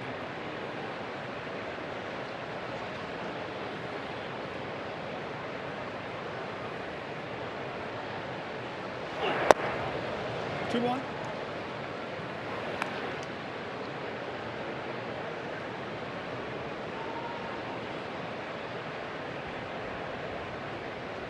As Nola has acknowledged, he is so used to giving so many innings over his career in Philadelphia. That one gets the outside corner. Polanco thought about it. Didn't challenge. It goes 2-2. But to consider yourself that guy and then to start to see maybe some cracks, what's the best way to deal with it other than to get better? Well, that's what I was going to say. If you don't like it, play better. But I mean, there's not much you can do. This is the way the game's managed these days. You really just have to go out there and be as efficient as possible. I think that's why you never stop learning, you never stop improving. Picks up a big strikeout on a curveball of Polanco, and there are two down.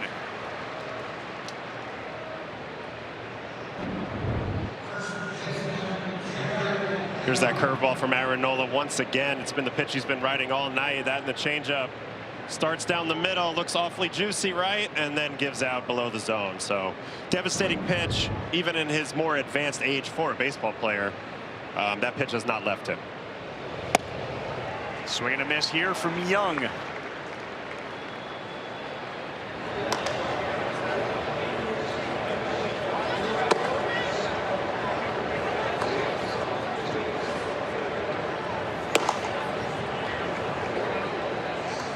Kirkring throws in the bullpen. Young looks at 0-1. Nola trying to work around a Turner error.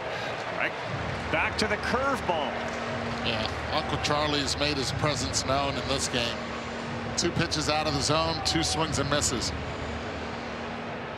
But now you can go ahead and triple up on that below the zone, or you can go fastball up. You got a lot to play with here. Into the mitt, another strikeout. A good inning for Aaron Nola, who thought he had a quick one. But the error by Turner got Benj to second, where he will get stranded. Half dozen punch outs for Uncle Charlie and his good buddy Aaron Nola.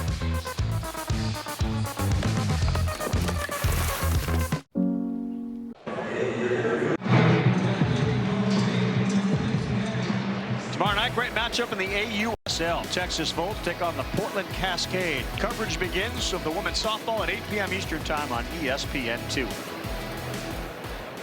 Justin Crawford looks at strike one. Fastball 95 from a very good pitching Christian Scott tonight, 7 strikeouts, 2 in the 5th. And only 68 pitches have been thrown. He's been terrific getting ahead. And landing that one as well.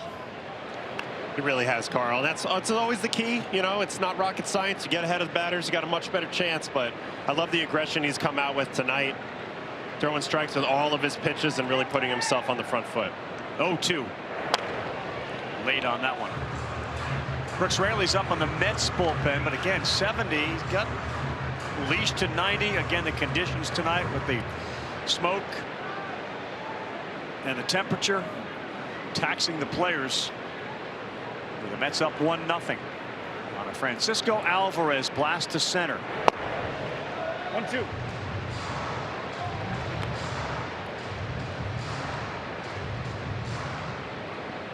What's the difference between the Mets and the Phillies? Starting pitching certainly been one of them. Close games have been another. The Mets have the 2nd worst record in 1-run games. And this one up the middle. Lindor will charge it and field it cleanly. The Phillies are the best in 1-run games at 19-6. So here is the look. This was pregame today, and you can see what it looked like August of 2025 to hammer the point home as the conditions deteriorate.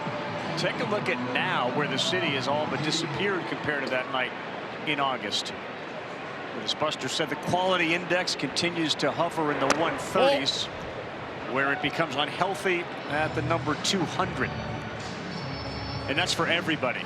The unhealthy for those compromised is lower than 200. It's going to be fun to watch now. 3rd time around the order. Veteran guys coming up for the Philadelphia Phillies. See how they make the adjustment to Scott. It's how Scott makes the adjustment to them.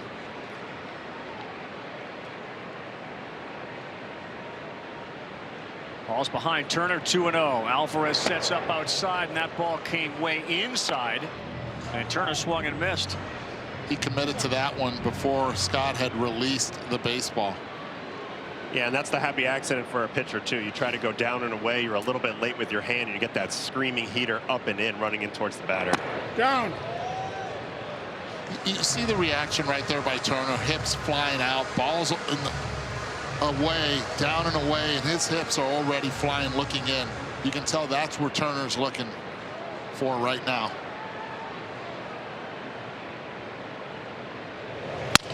Broken bat and a little liner, soft liner to Beatty.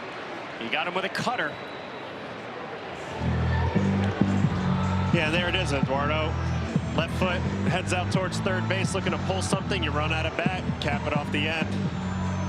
Don't have that same level of length in your swing when you don't stay in there. Yeah, there it is. Catches it right off the end. Just not quite committed to going, diving over the plate and getting that pitch. I think that pitch up and in really set that up. The miss. Yeah, the miss. Schwarber swings at the first one. Got away with that one. Every cutter that he's thrown Schwarber has been hard in. Not allowing him to extend. That one leaked out over. Schwarber's wanted that one back. 3 straight lefties here with 2 down. He has not had near the success against lefties, Scott, and righties, and Schwarber sends one to the seats. Will it be? Yes, his 33rd of the year. It comes back on the playing field, and it looks like it was off the top of the wall and not a homer for Schwarber. Right off the top, and it comes back. It'll be a double for Kyle Schwarber. You see some fans up there saying, take a look at it. I think they are going to take a look at it. The fans are saying that it was a home run.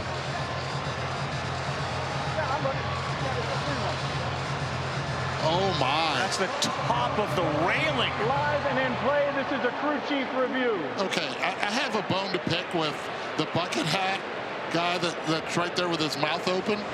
You have to make that play. You have a glove in your hand, and you did not make the play. You make that play, that's a home run for the Philadelphia Phillies. Why are you covering yourself when you have a glove in your hand? That defeats the purpose, Carl. The railing defeated the purpose for the Phillies and their fans. Looked like a buddy of mine, Suki, when he was out there in the outfield and a ball was going right at him, and he did not want any part of it. Short-armed it? Short-armed it. as a Philly fan, you have to make that play. You brought a glove to the ballpark. I'm at a loss. I'm at a loss, Eduardo. I mean, you have the glove with you. What are we doing? It looks like his bid for a major league leading 33rd might be derailed. I see what you're doing. Come on. Philly fans booing the bucket hat guy? This is what I'm talking about, the art of the boo. I think, I'm sorry, Buster, but you have to make your way there. How do you bring a glove to the ballpark? They're showing. And not make the play. The ball hit the railing. The railing is in play. The call on the field stands. The runner remains at second base. That's why the Philly fans are the best at booing.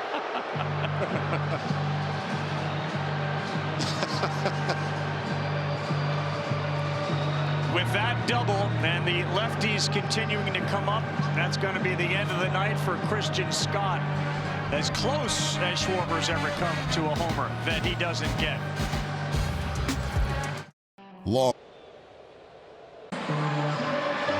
All right, so Schwarber will stand there at second base. And it's now left on left for Bryce Harper. Brooks Raley with an ERA of just over 2, trying to keep this game 1-0. Ball 1 to Harper. You watched Schwarber's reaction to that ball. He thought he got it. Scott thought it was out. Oh, missed. Down. They got him in a rundown. Schwarber. It's short hopped and it ticks off of Schwarber after it goes in and out of the glove of Bichette. They had him, and then they didn't. Bad throw. Rare on Francisco Lindor right here, makes it. Got Schwartz and just threw it too low for Bo Bichette to be able to pick it. Schwartz committed to third base, forced. Just very uncharacteristic. I feel like he had more time than he thought. He got sped up a little bit there. 2 down. Harper. Up. Close, a little bit high. Alvarez held it for a while, but no good. So it's 3-0 to Harper. The tying run and Schwarber at third.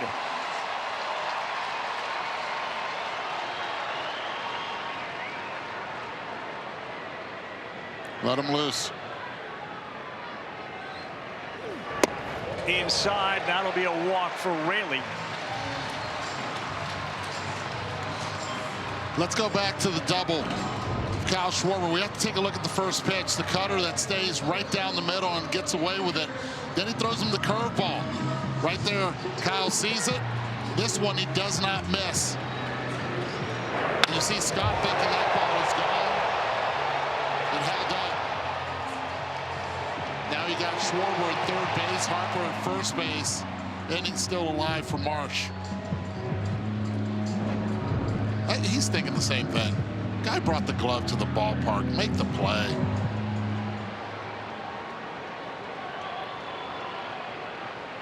Raley, the left-handed specialist, trying to get Marsh, who's had a great year against lefties, but that first one is poured in for a strike. All right, now that he led Marsh off with a cutter, look for a steady diet of sweepers off of that line, breaking to the outside corner and beyond. Swung on, popped up. Bichette's going to give it a look, and he's going to run out of room. Let's go.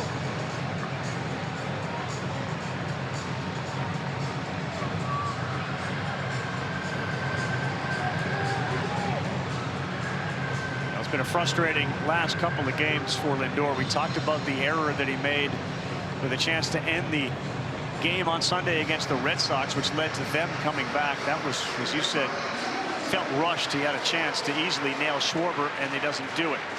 Raley ahead of Marsh, 0-2. He got a good pitch there by Raley. A sweeper at 81 to get out of it. And in a game of inches, Schwarber's ball hits off the railing and back into play. Stays 1-0. But if I don't win a World Series in the next 3 to 5 years, I would consider that slightly disappointing. I'm extremely worried. You know, between signings where we couldn't get the players on the field and some, you know, lack of performance from some of our younger players, it set us back. And so when you think about, okay, where is the help going to come from? It's really concerning to me. Yeah, times are changing for Steve Cohen, who's got about $400 million, almost $500 million into this team. And the expectations that he had when he first took over as owner, you recognize there's at least, what, 20 others that are trying to do the exact same thing. Many will say there's 30 others, but you know, the argument that we're getting into with labor, some will suggest their teams don't try like Cohen does. Either way, you realize how difficult it is to put this thing together. That ball is also ripped to right. Did Beatty do it? Yes, this time it's over, and Brett Beatty has left the yard. 5th home run of the year comes off Nola here in the 7th. It's 2-0 Mets.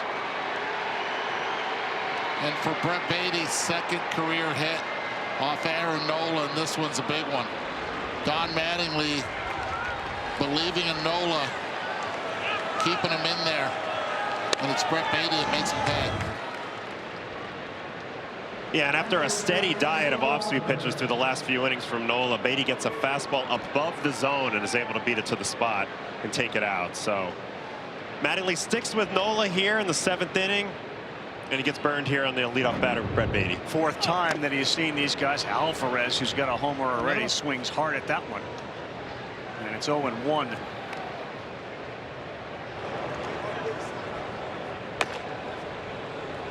We talked with Mattingly before the game about the 3rd time through the order for Nola. The numbers suggest it's really not that dramatic a drop-off.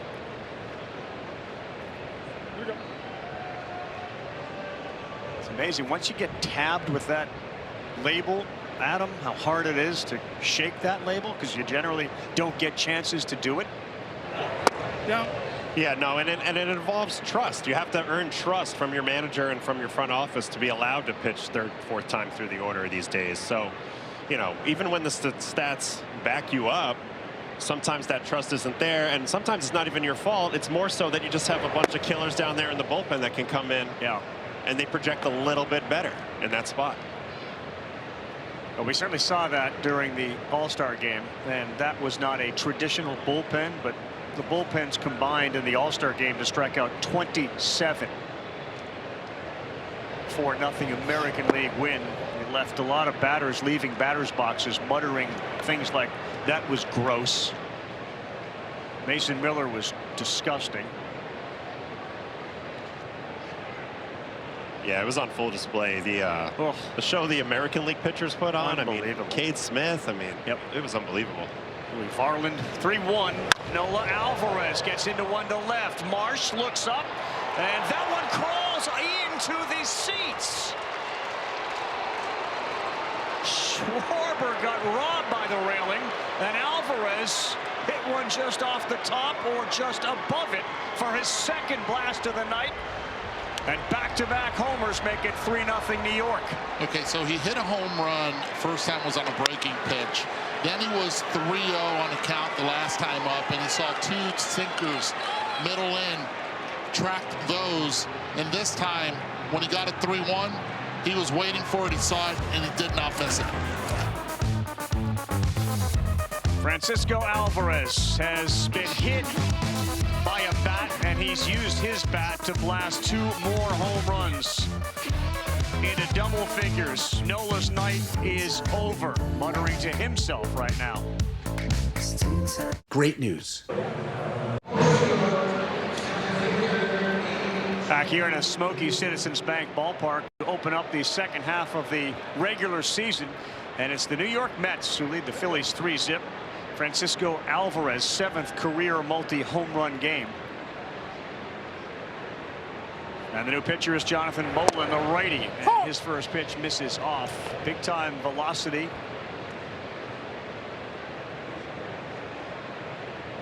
And big time strikeout numbers of a tall righty. On the ground, Harper stays down on it, and he fields and steps on the bag to get A.J. Ewing for the first out of the inning.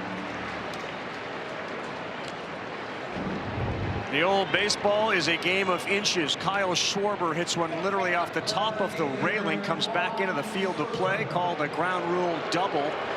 And look at how close Alvarez's came. It snuck over the railing by a couple of inches. As a result, he's got now 11 homers on the year. Now Soto.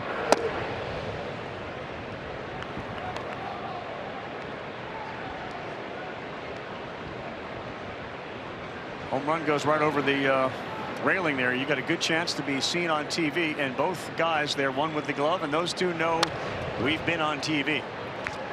Doesn't take long for the text messages to start flying.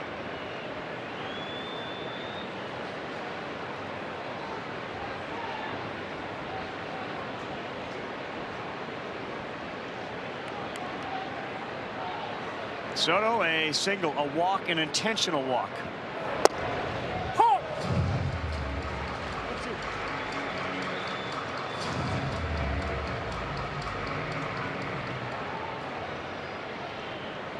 Had to drive you crazy to see somebody who was so comfortable with 2 strikes on him. Like, you'd look in there and say, he's not, he still thinks he owns me. I don't own him.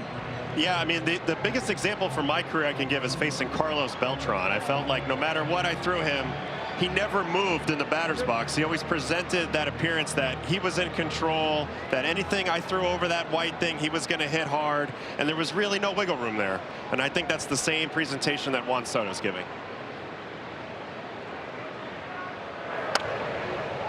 Checks his swing. So we're blessed to have Sarah Langs in the booth tonight. Sarah's made the trip to Philadelphia for the Derby and the All-Star game, and is working with us in the booth. These are the types of things that Sarah Langs comes up with regards to the Alvarez home run that just cleared the fence. As Soto looks at a 1-2, it's 2-2. She says the Alvarez homer that cleared the fence was blown out plus a foot and pushed 3 feet left by the wind. A calm night would have had that hit a little more than half a foot below the top of the fence and not been a homer. A Langs bomb. I got you. And when it comes to Juan Soto, because it's Juan Soto, foul tip, the catcher doesn't catch it. The guy that's hitting 180, that's strike 3 right there. The catcher seems to always get it. He's got a little bit more loft in his swing than he did a few years back, sacrificing a little bit more of the line drive to get the ball in the air.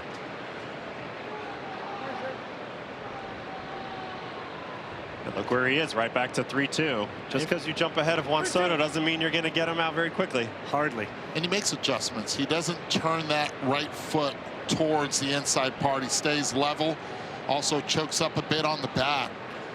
He understands the value of putting the ball in play. And he takes it. He's reached base 4 times tonight. An amazing Soto-esque performance with 2 walks and an intentional walk and a single. That was a great take. That pitch trended as a strike for quite a while. And he already sped him up in the at-bat with fastballs. So, I mean, this ability to lay off tough pitches that Juan Soto has, it's one of a kind. You see the shake of his head. Boland's like, how did he take that? It's Juan Soto. Yeah, and I think Juan Soto gets more pleasure in that reaction from a pitcher than almost any other one. You know, when you look at the batter and you say, man, how'd you not swing at that? I think that's the ultimate for him. Shet fouls one off of his foot. 954 walks. Far and away the most by somebody as young as Soto in the history of the game. We need the microphone on Harper now to hear what they're talking about and laughing about.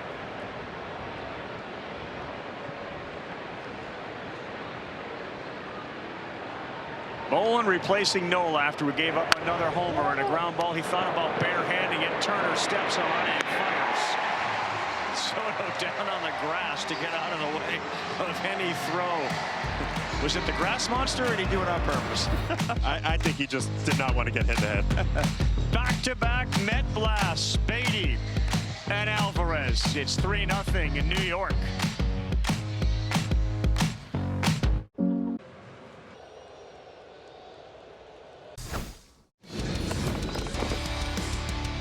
ESPN Baseball is presented tonight by Liberty Mutual Insurance. Buster Olney, Eduardo Perez, Adam Ottavino. I'm Carl Ravitch. Our producer tonight, Andy Jacobson, Sarah Langs, and Ed Svita both up here in the booth. Assisting us is Oscar Brazoban now on, and the first one is hit to Bichette. Has to back up, long throw, and it is held on the bag there. Good job by Young.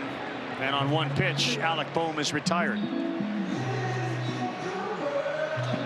It's a nice play by Bichette. We all go back to spring training and all the work that Bo Bichette did, getting it adjusted to third base. He plays a little bit deeper, feels a little bit more comfortable there. There he goes back, and he trusts his strong arm to make it across the diamond.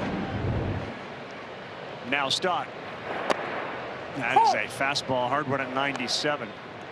So what's the thinking there as an infielder, Eduardo, or even you, Adam? We saw Bichette, similar play, throw a two-hopper over to first. Why that time do you go in the air? He was going to his left, did a 360, a little bit different than when he was backhanding it last time, and he was going away from the bag.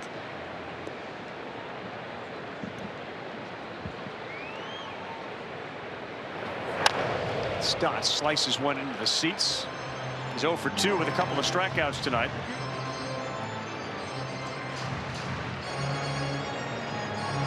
There's Brazoban's numbers. Phillies have Seth Johnson warming up. There's a handful of relievers. We'll bring Buster Olney back into the conversation that teams will call the Mets about. Some of them soon to be free agents, but this guy is certainly going to be on the radar of some teams. What's the feel on the Met relief core?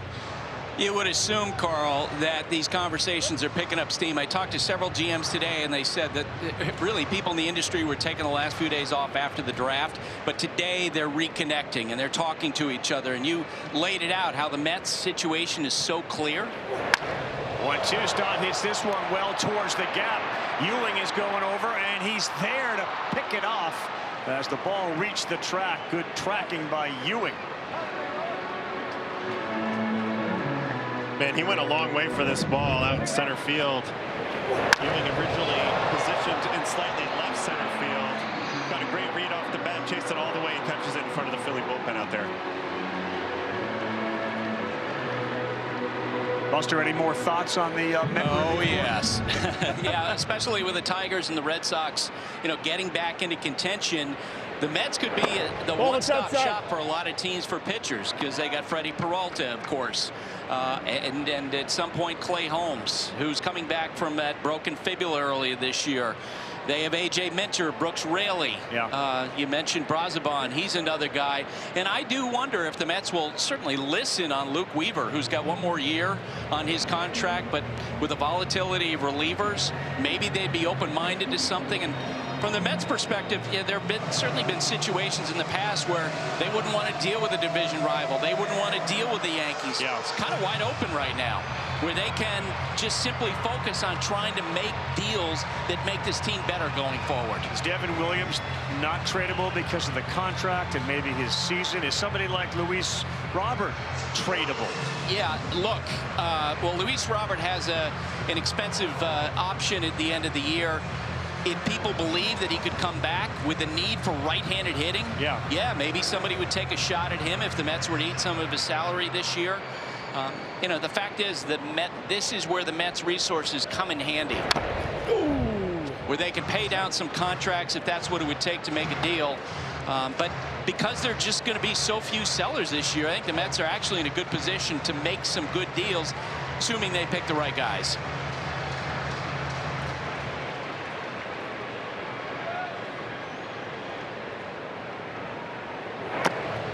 That is a foul tip.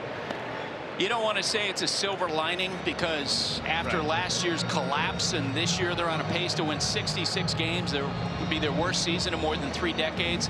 At least they can come out with some more assets from some of these trades. Yeah, it's just never a conversation you want to have about your team in July.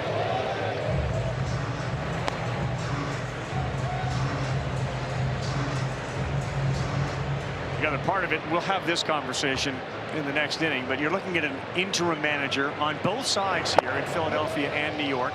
3-2. And of course, Chad Tracy in Boston is an interim manager.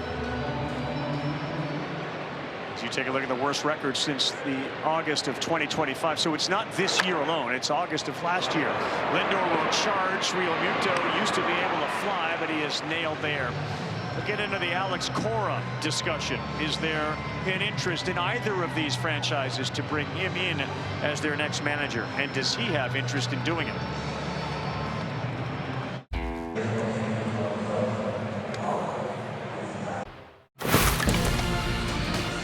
Shohei is coming to town. Philadelphia welcomes the Dodgers, and we'll be here for that game at 7 p.m. Eastern time. And then the Cardinals and Angels at 10 p.m. Eastern time.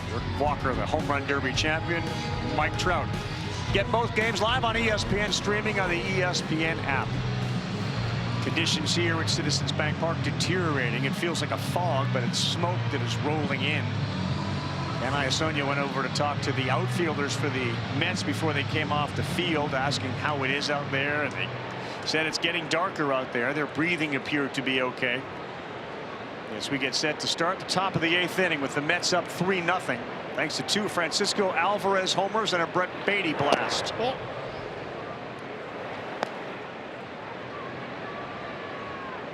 Phillies have Seth Johnson on the mound. We called earlier today for tonight's game his 4th stint with the Phils this season. You see the numbers for him.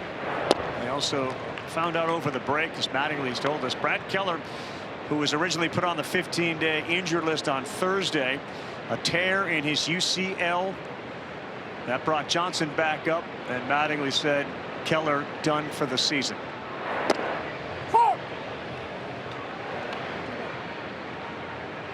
Well, unfortunately, it's a little all too common for pitchers to hear that news. I heard it myself. It's a tough pill to swallow, but you do your rehab, you know you'll be back. But no doubt it hurts in the moment. Lindor swings at it, sends it up sky high into the smoke. Who's going to get it? It's Turner who's underneath it, and he makes the play. It wasn't easy, and you can see what he's saying to his teammate. Food in the oven but don't want to miss a pitch? Just tell Siri, set a timer for 10 minutes.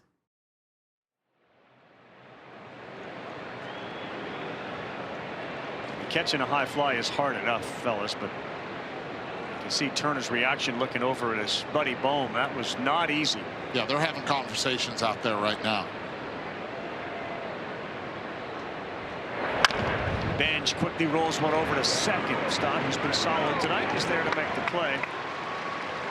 Bench retired. Take a look at what Turner was looking at. And you look at Turner, he goes after, does not take his eye off of it. Bohm also on it. Conversations in the dugout and on the field. It's like, do not give in on any of them. And I think Crawford had a little trouble being able to pick it up as well. Turner's first reaction, his hands went upwards like I don't see it. Somehow he was able to pick it up. For Polanco here in the 8th with 2 down. Johnson's first one misses. Luke Weaver now throwing in the New York Mets bullpen.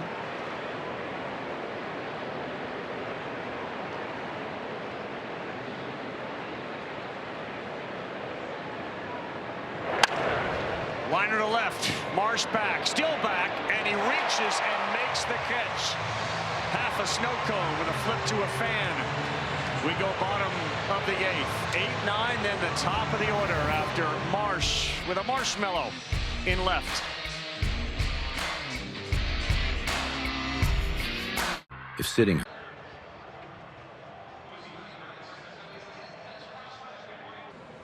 That express written consent.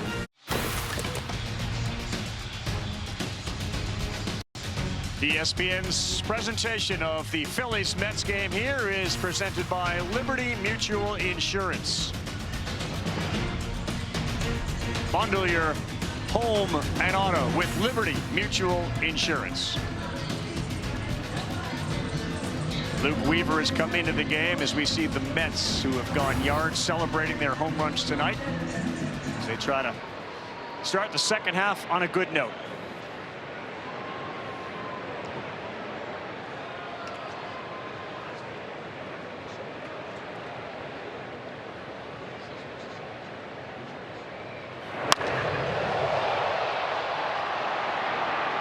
center field.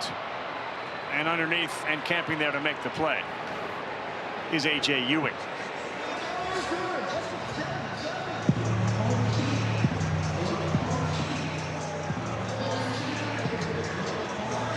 Tyrone Taylor's into left field for the New York Mets.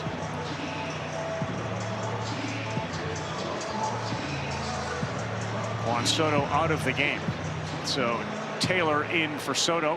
We'll see if there's a reason he was taken out of this game. Defense. Just defense in a 3-0 game. Taken out for defense. Weaver deals to Crawford, and that's in there for a strike.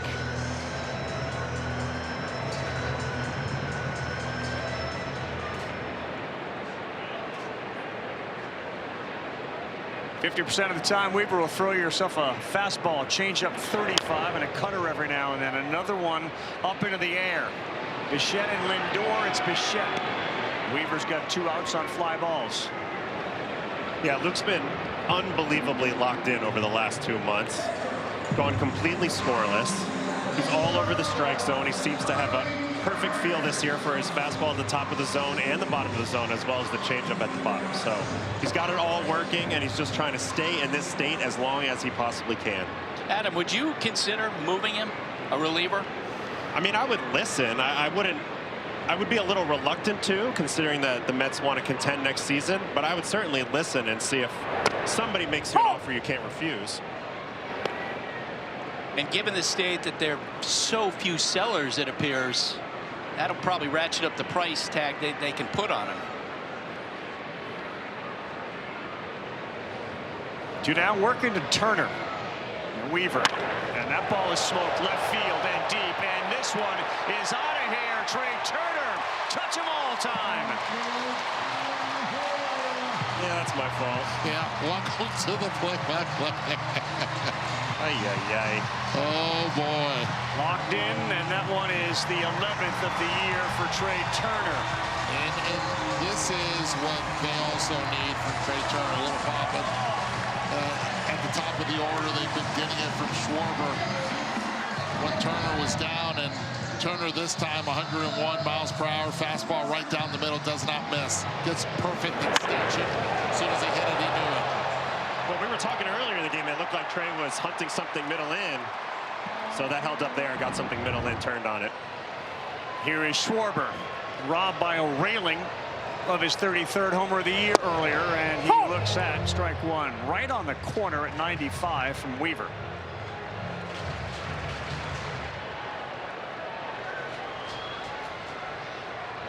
Closing games out, it's been a bit of an issue for the Mets along with many others, and they got a 2-run lead now.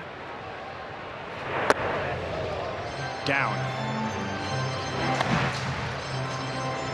Kyle Schwarber's bat speed in 2023 was about 77 miles an hour. In 2026, it is still right around 77 miles an hour. He has lost nothing.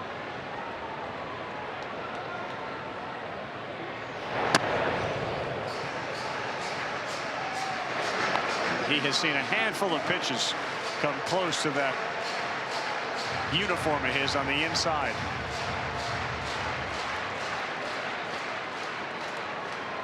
You can see why. The last time he was able to get his arms extended, he went for a double. He rolls one over here. Second hop is a charity one for Beatty, and Schwarber is retired. They've had his number 3 times with the exception of the double. But Trey Turner makes it a little interesting as he goes Yardo, exit stage left on a fastball in. We go to the 9th. The Phillies down by 2 to the Mets, 3-1 on ESPN. For life. Take home a piece of the game. Bid on game used jerseys, baseballs, bases, and more at auctions.mlb.com. 9th inning, first pitch thrown from Seth Johnston is ball 1. Let's get Buster back in here. Buster, the other guy that's a free agent out there, if you will, is Alex Cora, and he's got a relationship with Dave Dombrowski.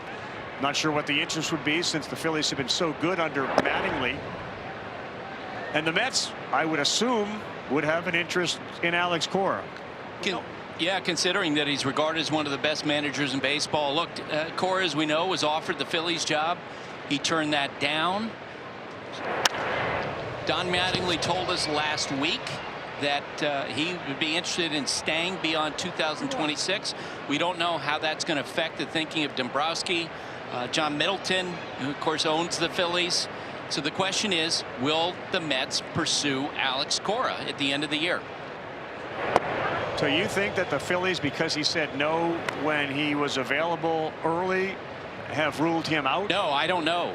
We don't know how that's going to play. The fact that Mattingly wants to remain as manager, the fact that they've been playing well since he took over, we don't yet know whether or not that's going to be parlayed into a contract going forward. Yeah, unfair. It's an unfair conversation for both guys. Clearly, the win-loss for Mattingly has been better than Green, who just started here, but the elephant in the room is that guy and the relationships that he's got, certainly with Philadelphia. Young will draw the walk to lead this 9th inning off. And of course, the question of what Alex wants to do. Eduardo, you know him pretty well. What do you think his interest is in? I'll tell you right now, his interest is in his kids. Right now, first and foremost, and I think the more time he spends with them, let's not forget he's still getting paid throughout next season as well, the more he has time to really see what is important for him at this moment in his career. Beatty hits this one into the bat. Marsh came in and now ranges to his right to make the play. It has to be an offer that he cannot turn down, and that's the thing, and he loved working with Dave Dombrowski as well. I think the fact that he's still getting paid is really key here. He can sit back, he can wait, he can see what the opportunities are, he can take them as they come. You know, he's a very calculated person. He's one of my favorite managers I ever had. I'm sure when he dives back in, he'll be fully ready. Beatty and Alvarez have done the damage. 4 for 6, 3 homers, 2 of them from this guy right here in Alvarez. The other guys haven't had much success at all, with the exception of Soto, who reached base 4 times. Power pitch on the outside at 99 from Johnson. Devin Williams is warming in the Mets bullpen. Straw, David Wright, and Francisco Alvarez, multi-homer games before turning the age of 25.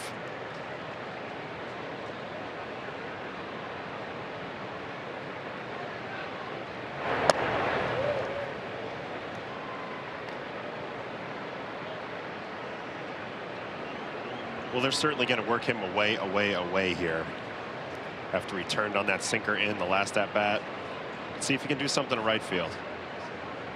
He's got the power to do it. 1-1, another one way outside. And he goes 2-1. They've kind of made a move, it feels like, a little bit more towards Luis Torrens behind the plate and have Alvarez act as a DH while at the same time catching. Gave Torrens a couple years on a contract. Alvarez takes a big swing there. And Carl, interestingly, right now there are some contending teams looking for catching. The Yankees for sure. We wonder about the Dodgers because of the physical uncertainty about Will Smith. Francisco Alvarez has been mentioned.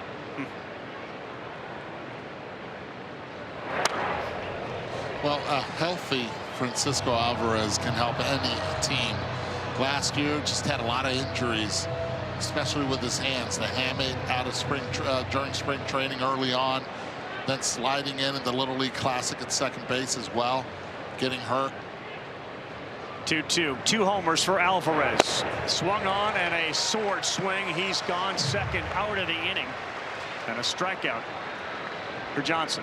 Carl, as long as we're talking about trade stuff, Chelsea Janes, who used to work for the Washington Post, now works for SNY, the Mets network, reported a couple of hours ago that the Mets have informed their team, this is a rival executive, that everyone but Carson Bench, A.J. Ewing, Christian Scott, Nolan McLean, and Juan Soto is available, which is really interesting. All right, so is it really interesting because of the names that aren't on that list? Correct. And one of those names not on that list is Francisco Lindor. Yep. So we'll see where that goes. And boy, it would be a complicated midseason trade given the money owed to Lindor. But the report saying the Mets are willing to listen. That one is down. Read the list again, just in case there are Met fans out there who didn't hear who allegedly is not going to be traded. According to the report, everyone but young stars Carson Benj, A.J. Ewing, Christian Scott, Nolan McLean, and Juan Soto. Okay.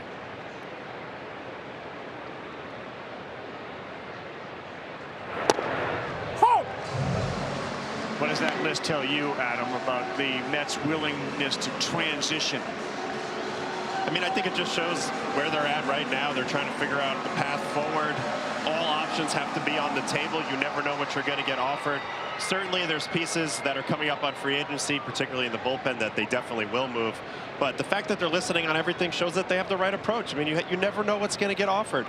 At the end of the day, closing yourself off from something doesn't help you. Fair ball. That one is into the corner. Marsh didn't know if it was going to ricochet back.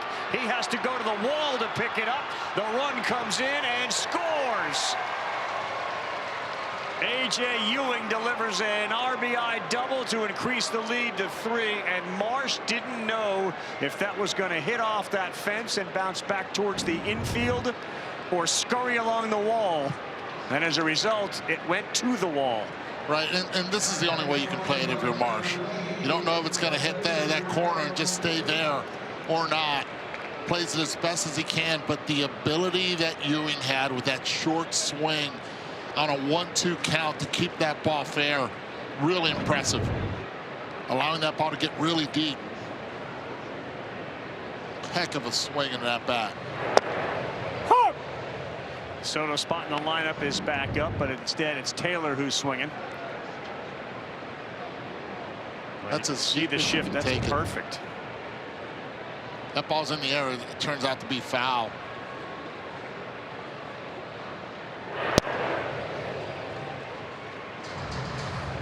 A lot of people are wondering, why is Juan Soto not in here? Is it something that he got hurt or not? I truly believe it's just purely because of defense right here. And if he were to come up to bat, which he is, they still have the lead. Their job right now is to just preserve that 3-run lead right now with your best defense. Well, we'll see. Weaver threw only 8 pitches, but Williams was warming up. Can they close it out as we go to bottom of the 9th? Multitask.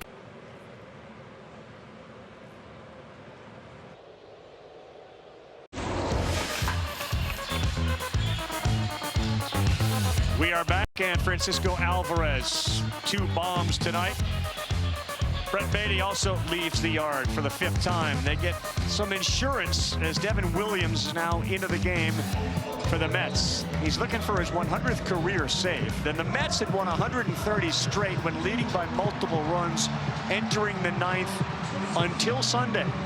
Before the break, before the Lindor error. He would have picked it up then, but the error cost him, and now he's back on the mound here. He'll get Harper, Marsh, and Bohm.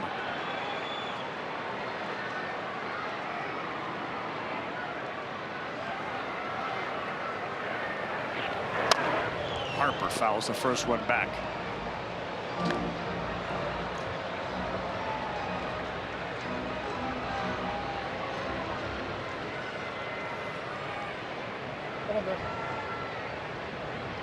Michael Eaves and Nicole Briscoe will have the day in sports. That's coming up next. A little early call. If the Mets are able to hold on, they will talk with the multi-home run guy, Francisco Alvarez. Harper swings and misses at the airbender, the changeup, and it's 0-2. Goodness gracious, that's nasty. If he can keep that right there, right below the zone on the outer third, he's going to have success. 1-2. The pitches are still there for Devin Williams. They really are. He's had a few innings snowball on him this year, and I know how last year went, but there's nothing wrong with that airbender, especially when he can locate it like that.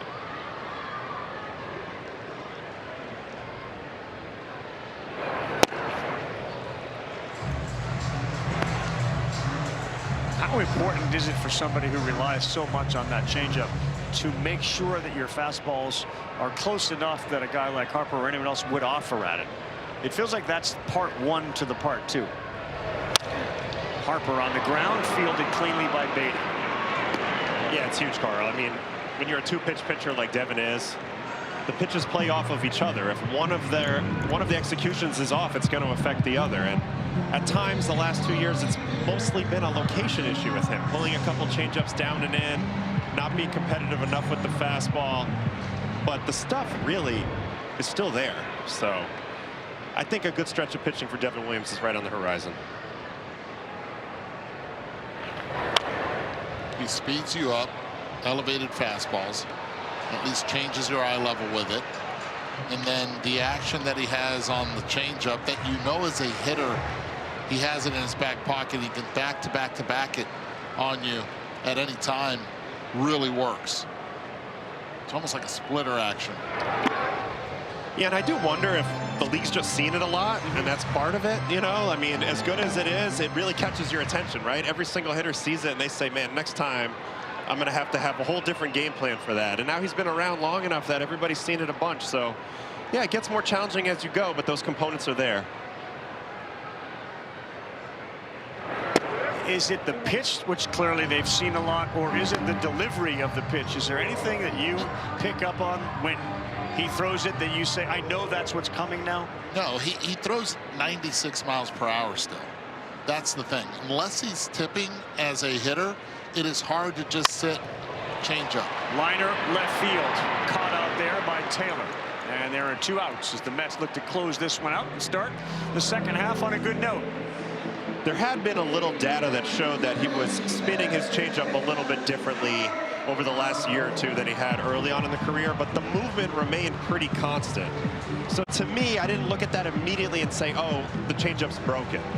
It just felt like, okay, that's the natural way of things, you know, drifting one way or another naturally as us humans do.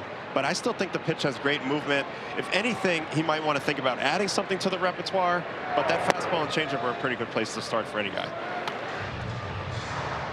94 right by Alec Bohm. That's that elevated pitch. 3 consecutive fastballs already.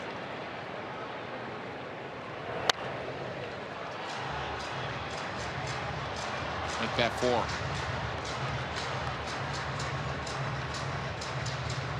Well, Christian Scott was very, very good to start this game for the New York Mets, holding down a good offense. And then the bullpen has done its job. That's too far outside. 1-2. How about a little bottom of the order thunder for the Mets today? Alvarez and Beatty. Yeah, gotta love that. They've been waiting on those guys to carry the team for a while, and for one night at least, everything clicked. Williams on a 1-2 swing and a miss. Alvarez will touch Bohm, and that will end the game. Bottom of the order blast from Beatty, 2 from Alvarez, a good start from Scott, and save number 100 in the career of Devin Williams. How about that? Devin Williams getting career save number 100 after 2 consecutive chain of fastballs up in the zone. Then you get that right there, the changeup, to get his 100th save. Well, the New York Mets take care of the Philadelphia Phillies. Major League Baseball, with the cooperation of both teams, gets this second half opener in, given the conditions outside, and it has gotten worse as the night has gone on. We are grateful and appreciate you all for tuning this one in. We'll see you Monday night for our next game. It will be the Phillies and the Dodgers. With Adam Ottavino and Eduardo Perez, and for everyone in the control room, Ed Spida, our good friend Sarah Langs, and Buster Olney, I'm Carl Ravitch. We send it down in a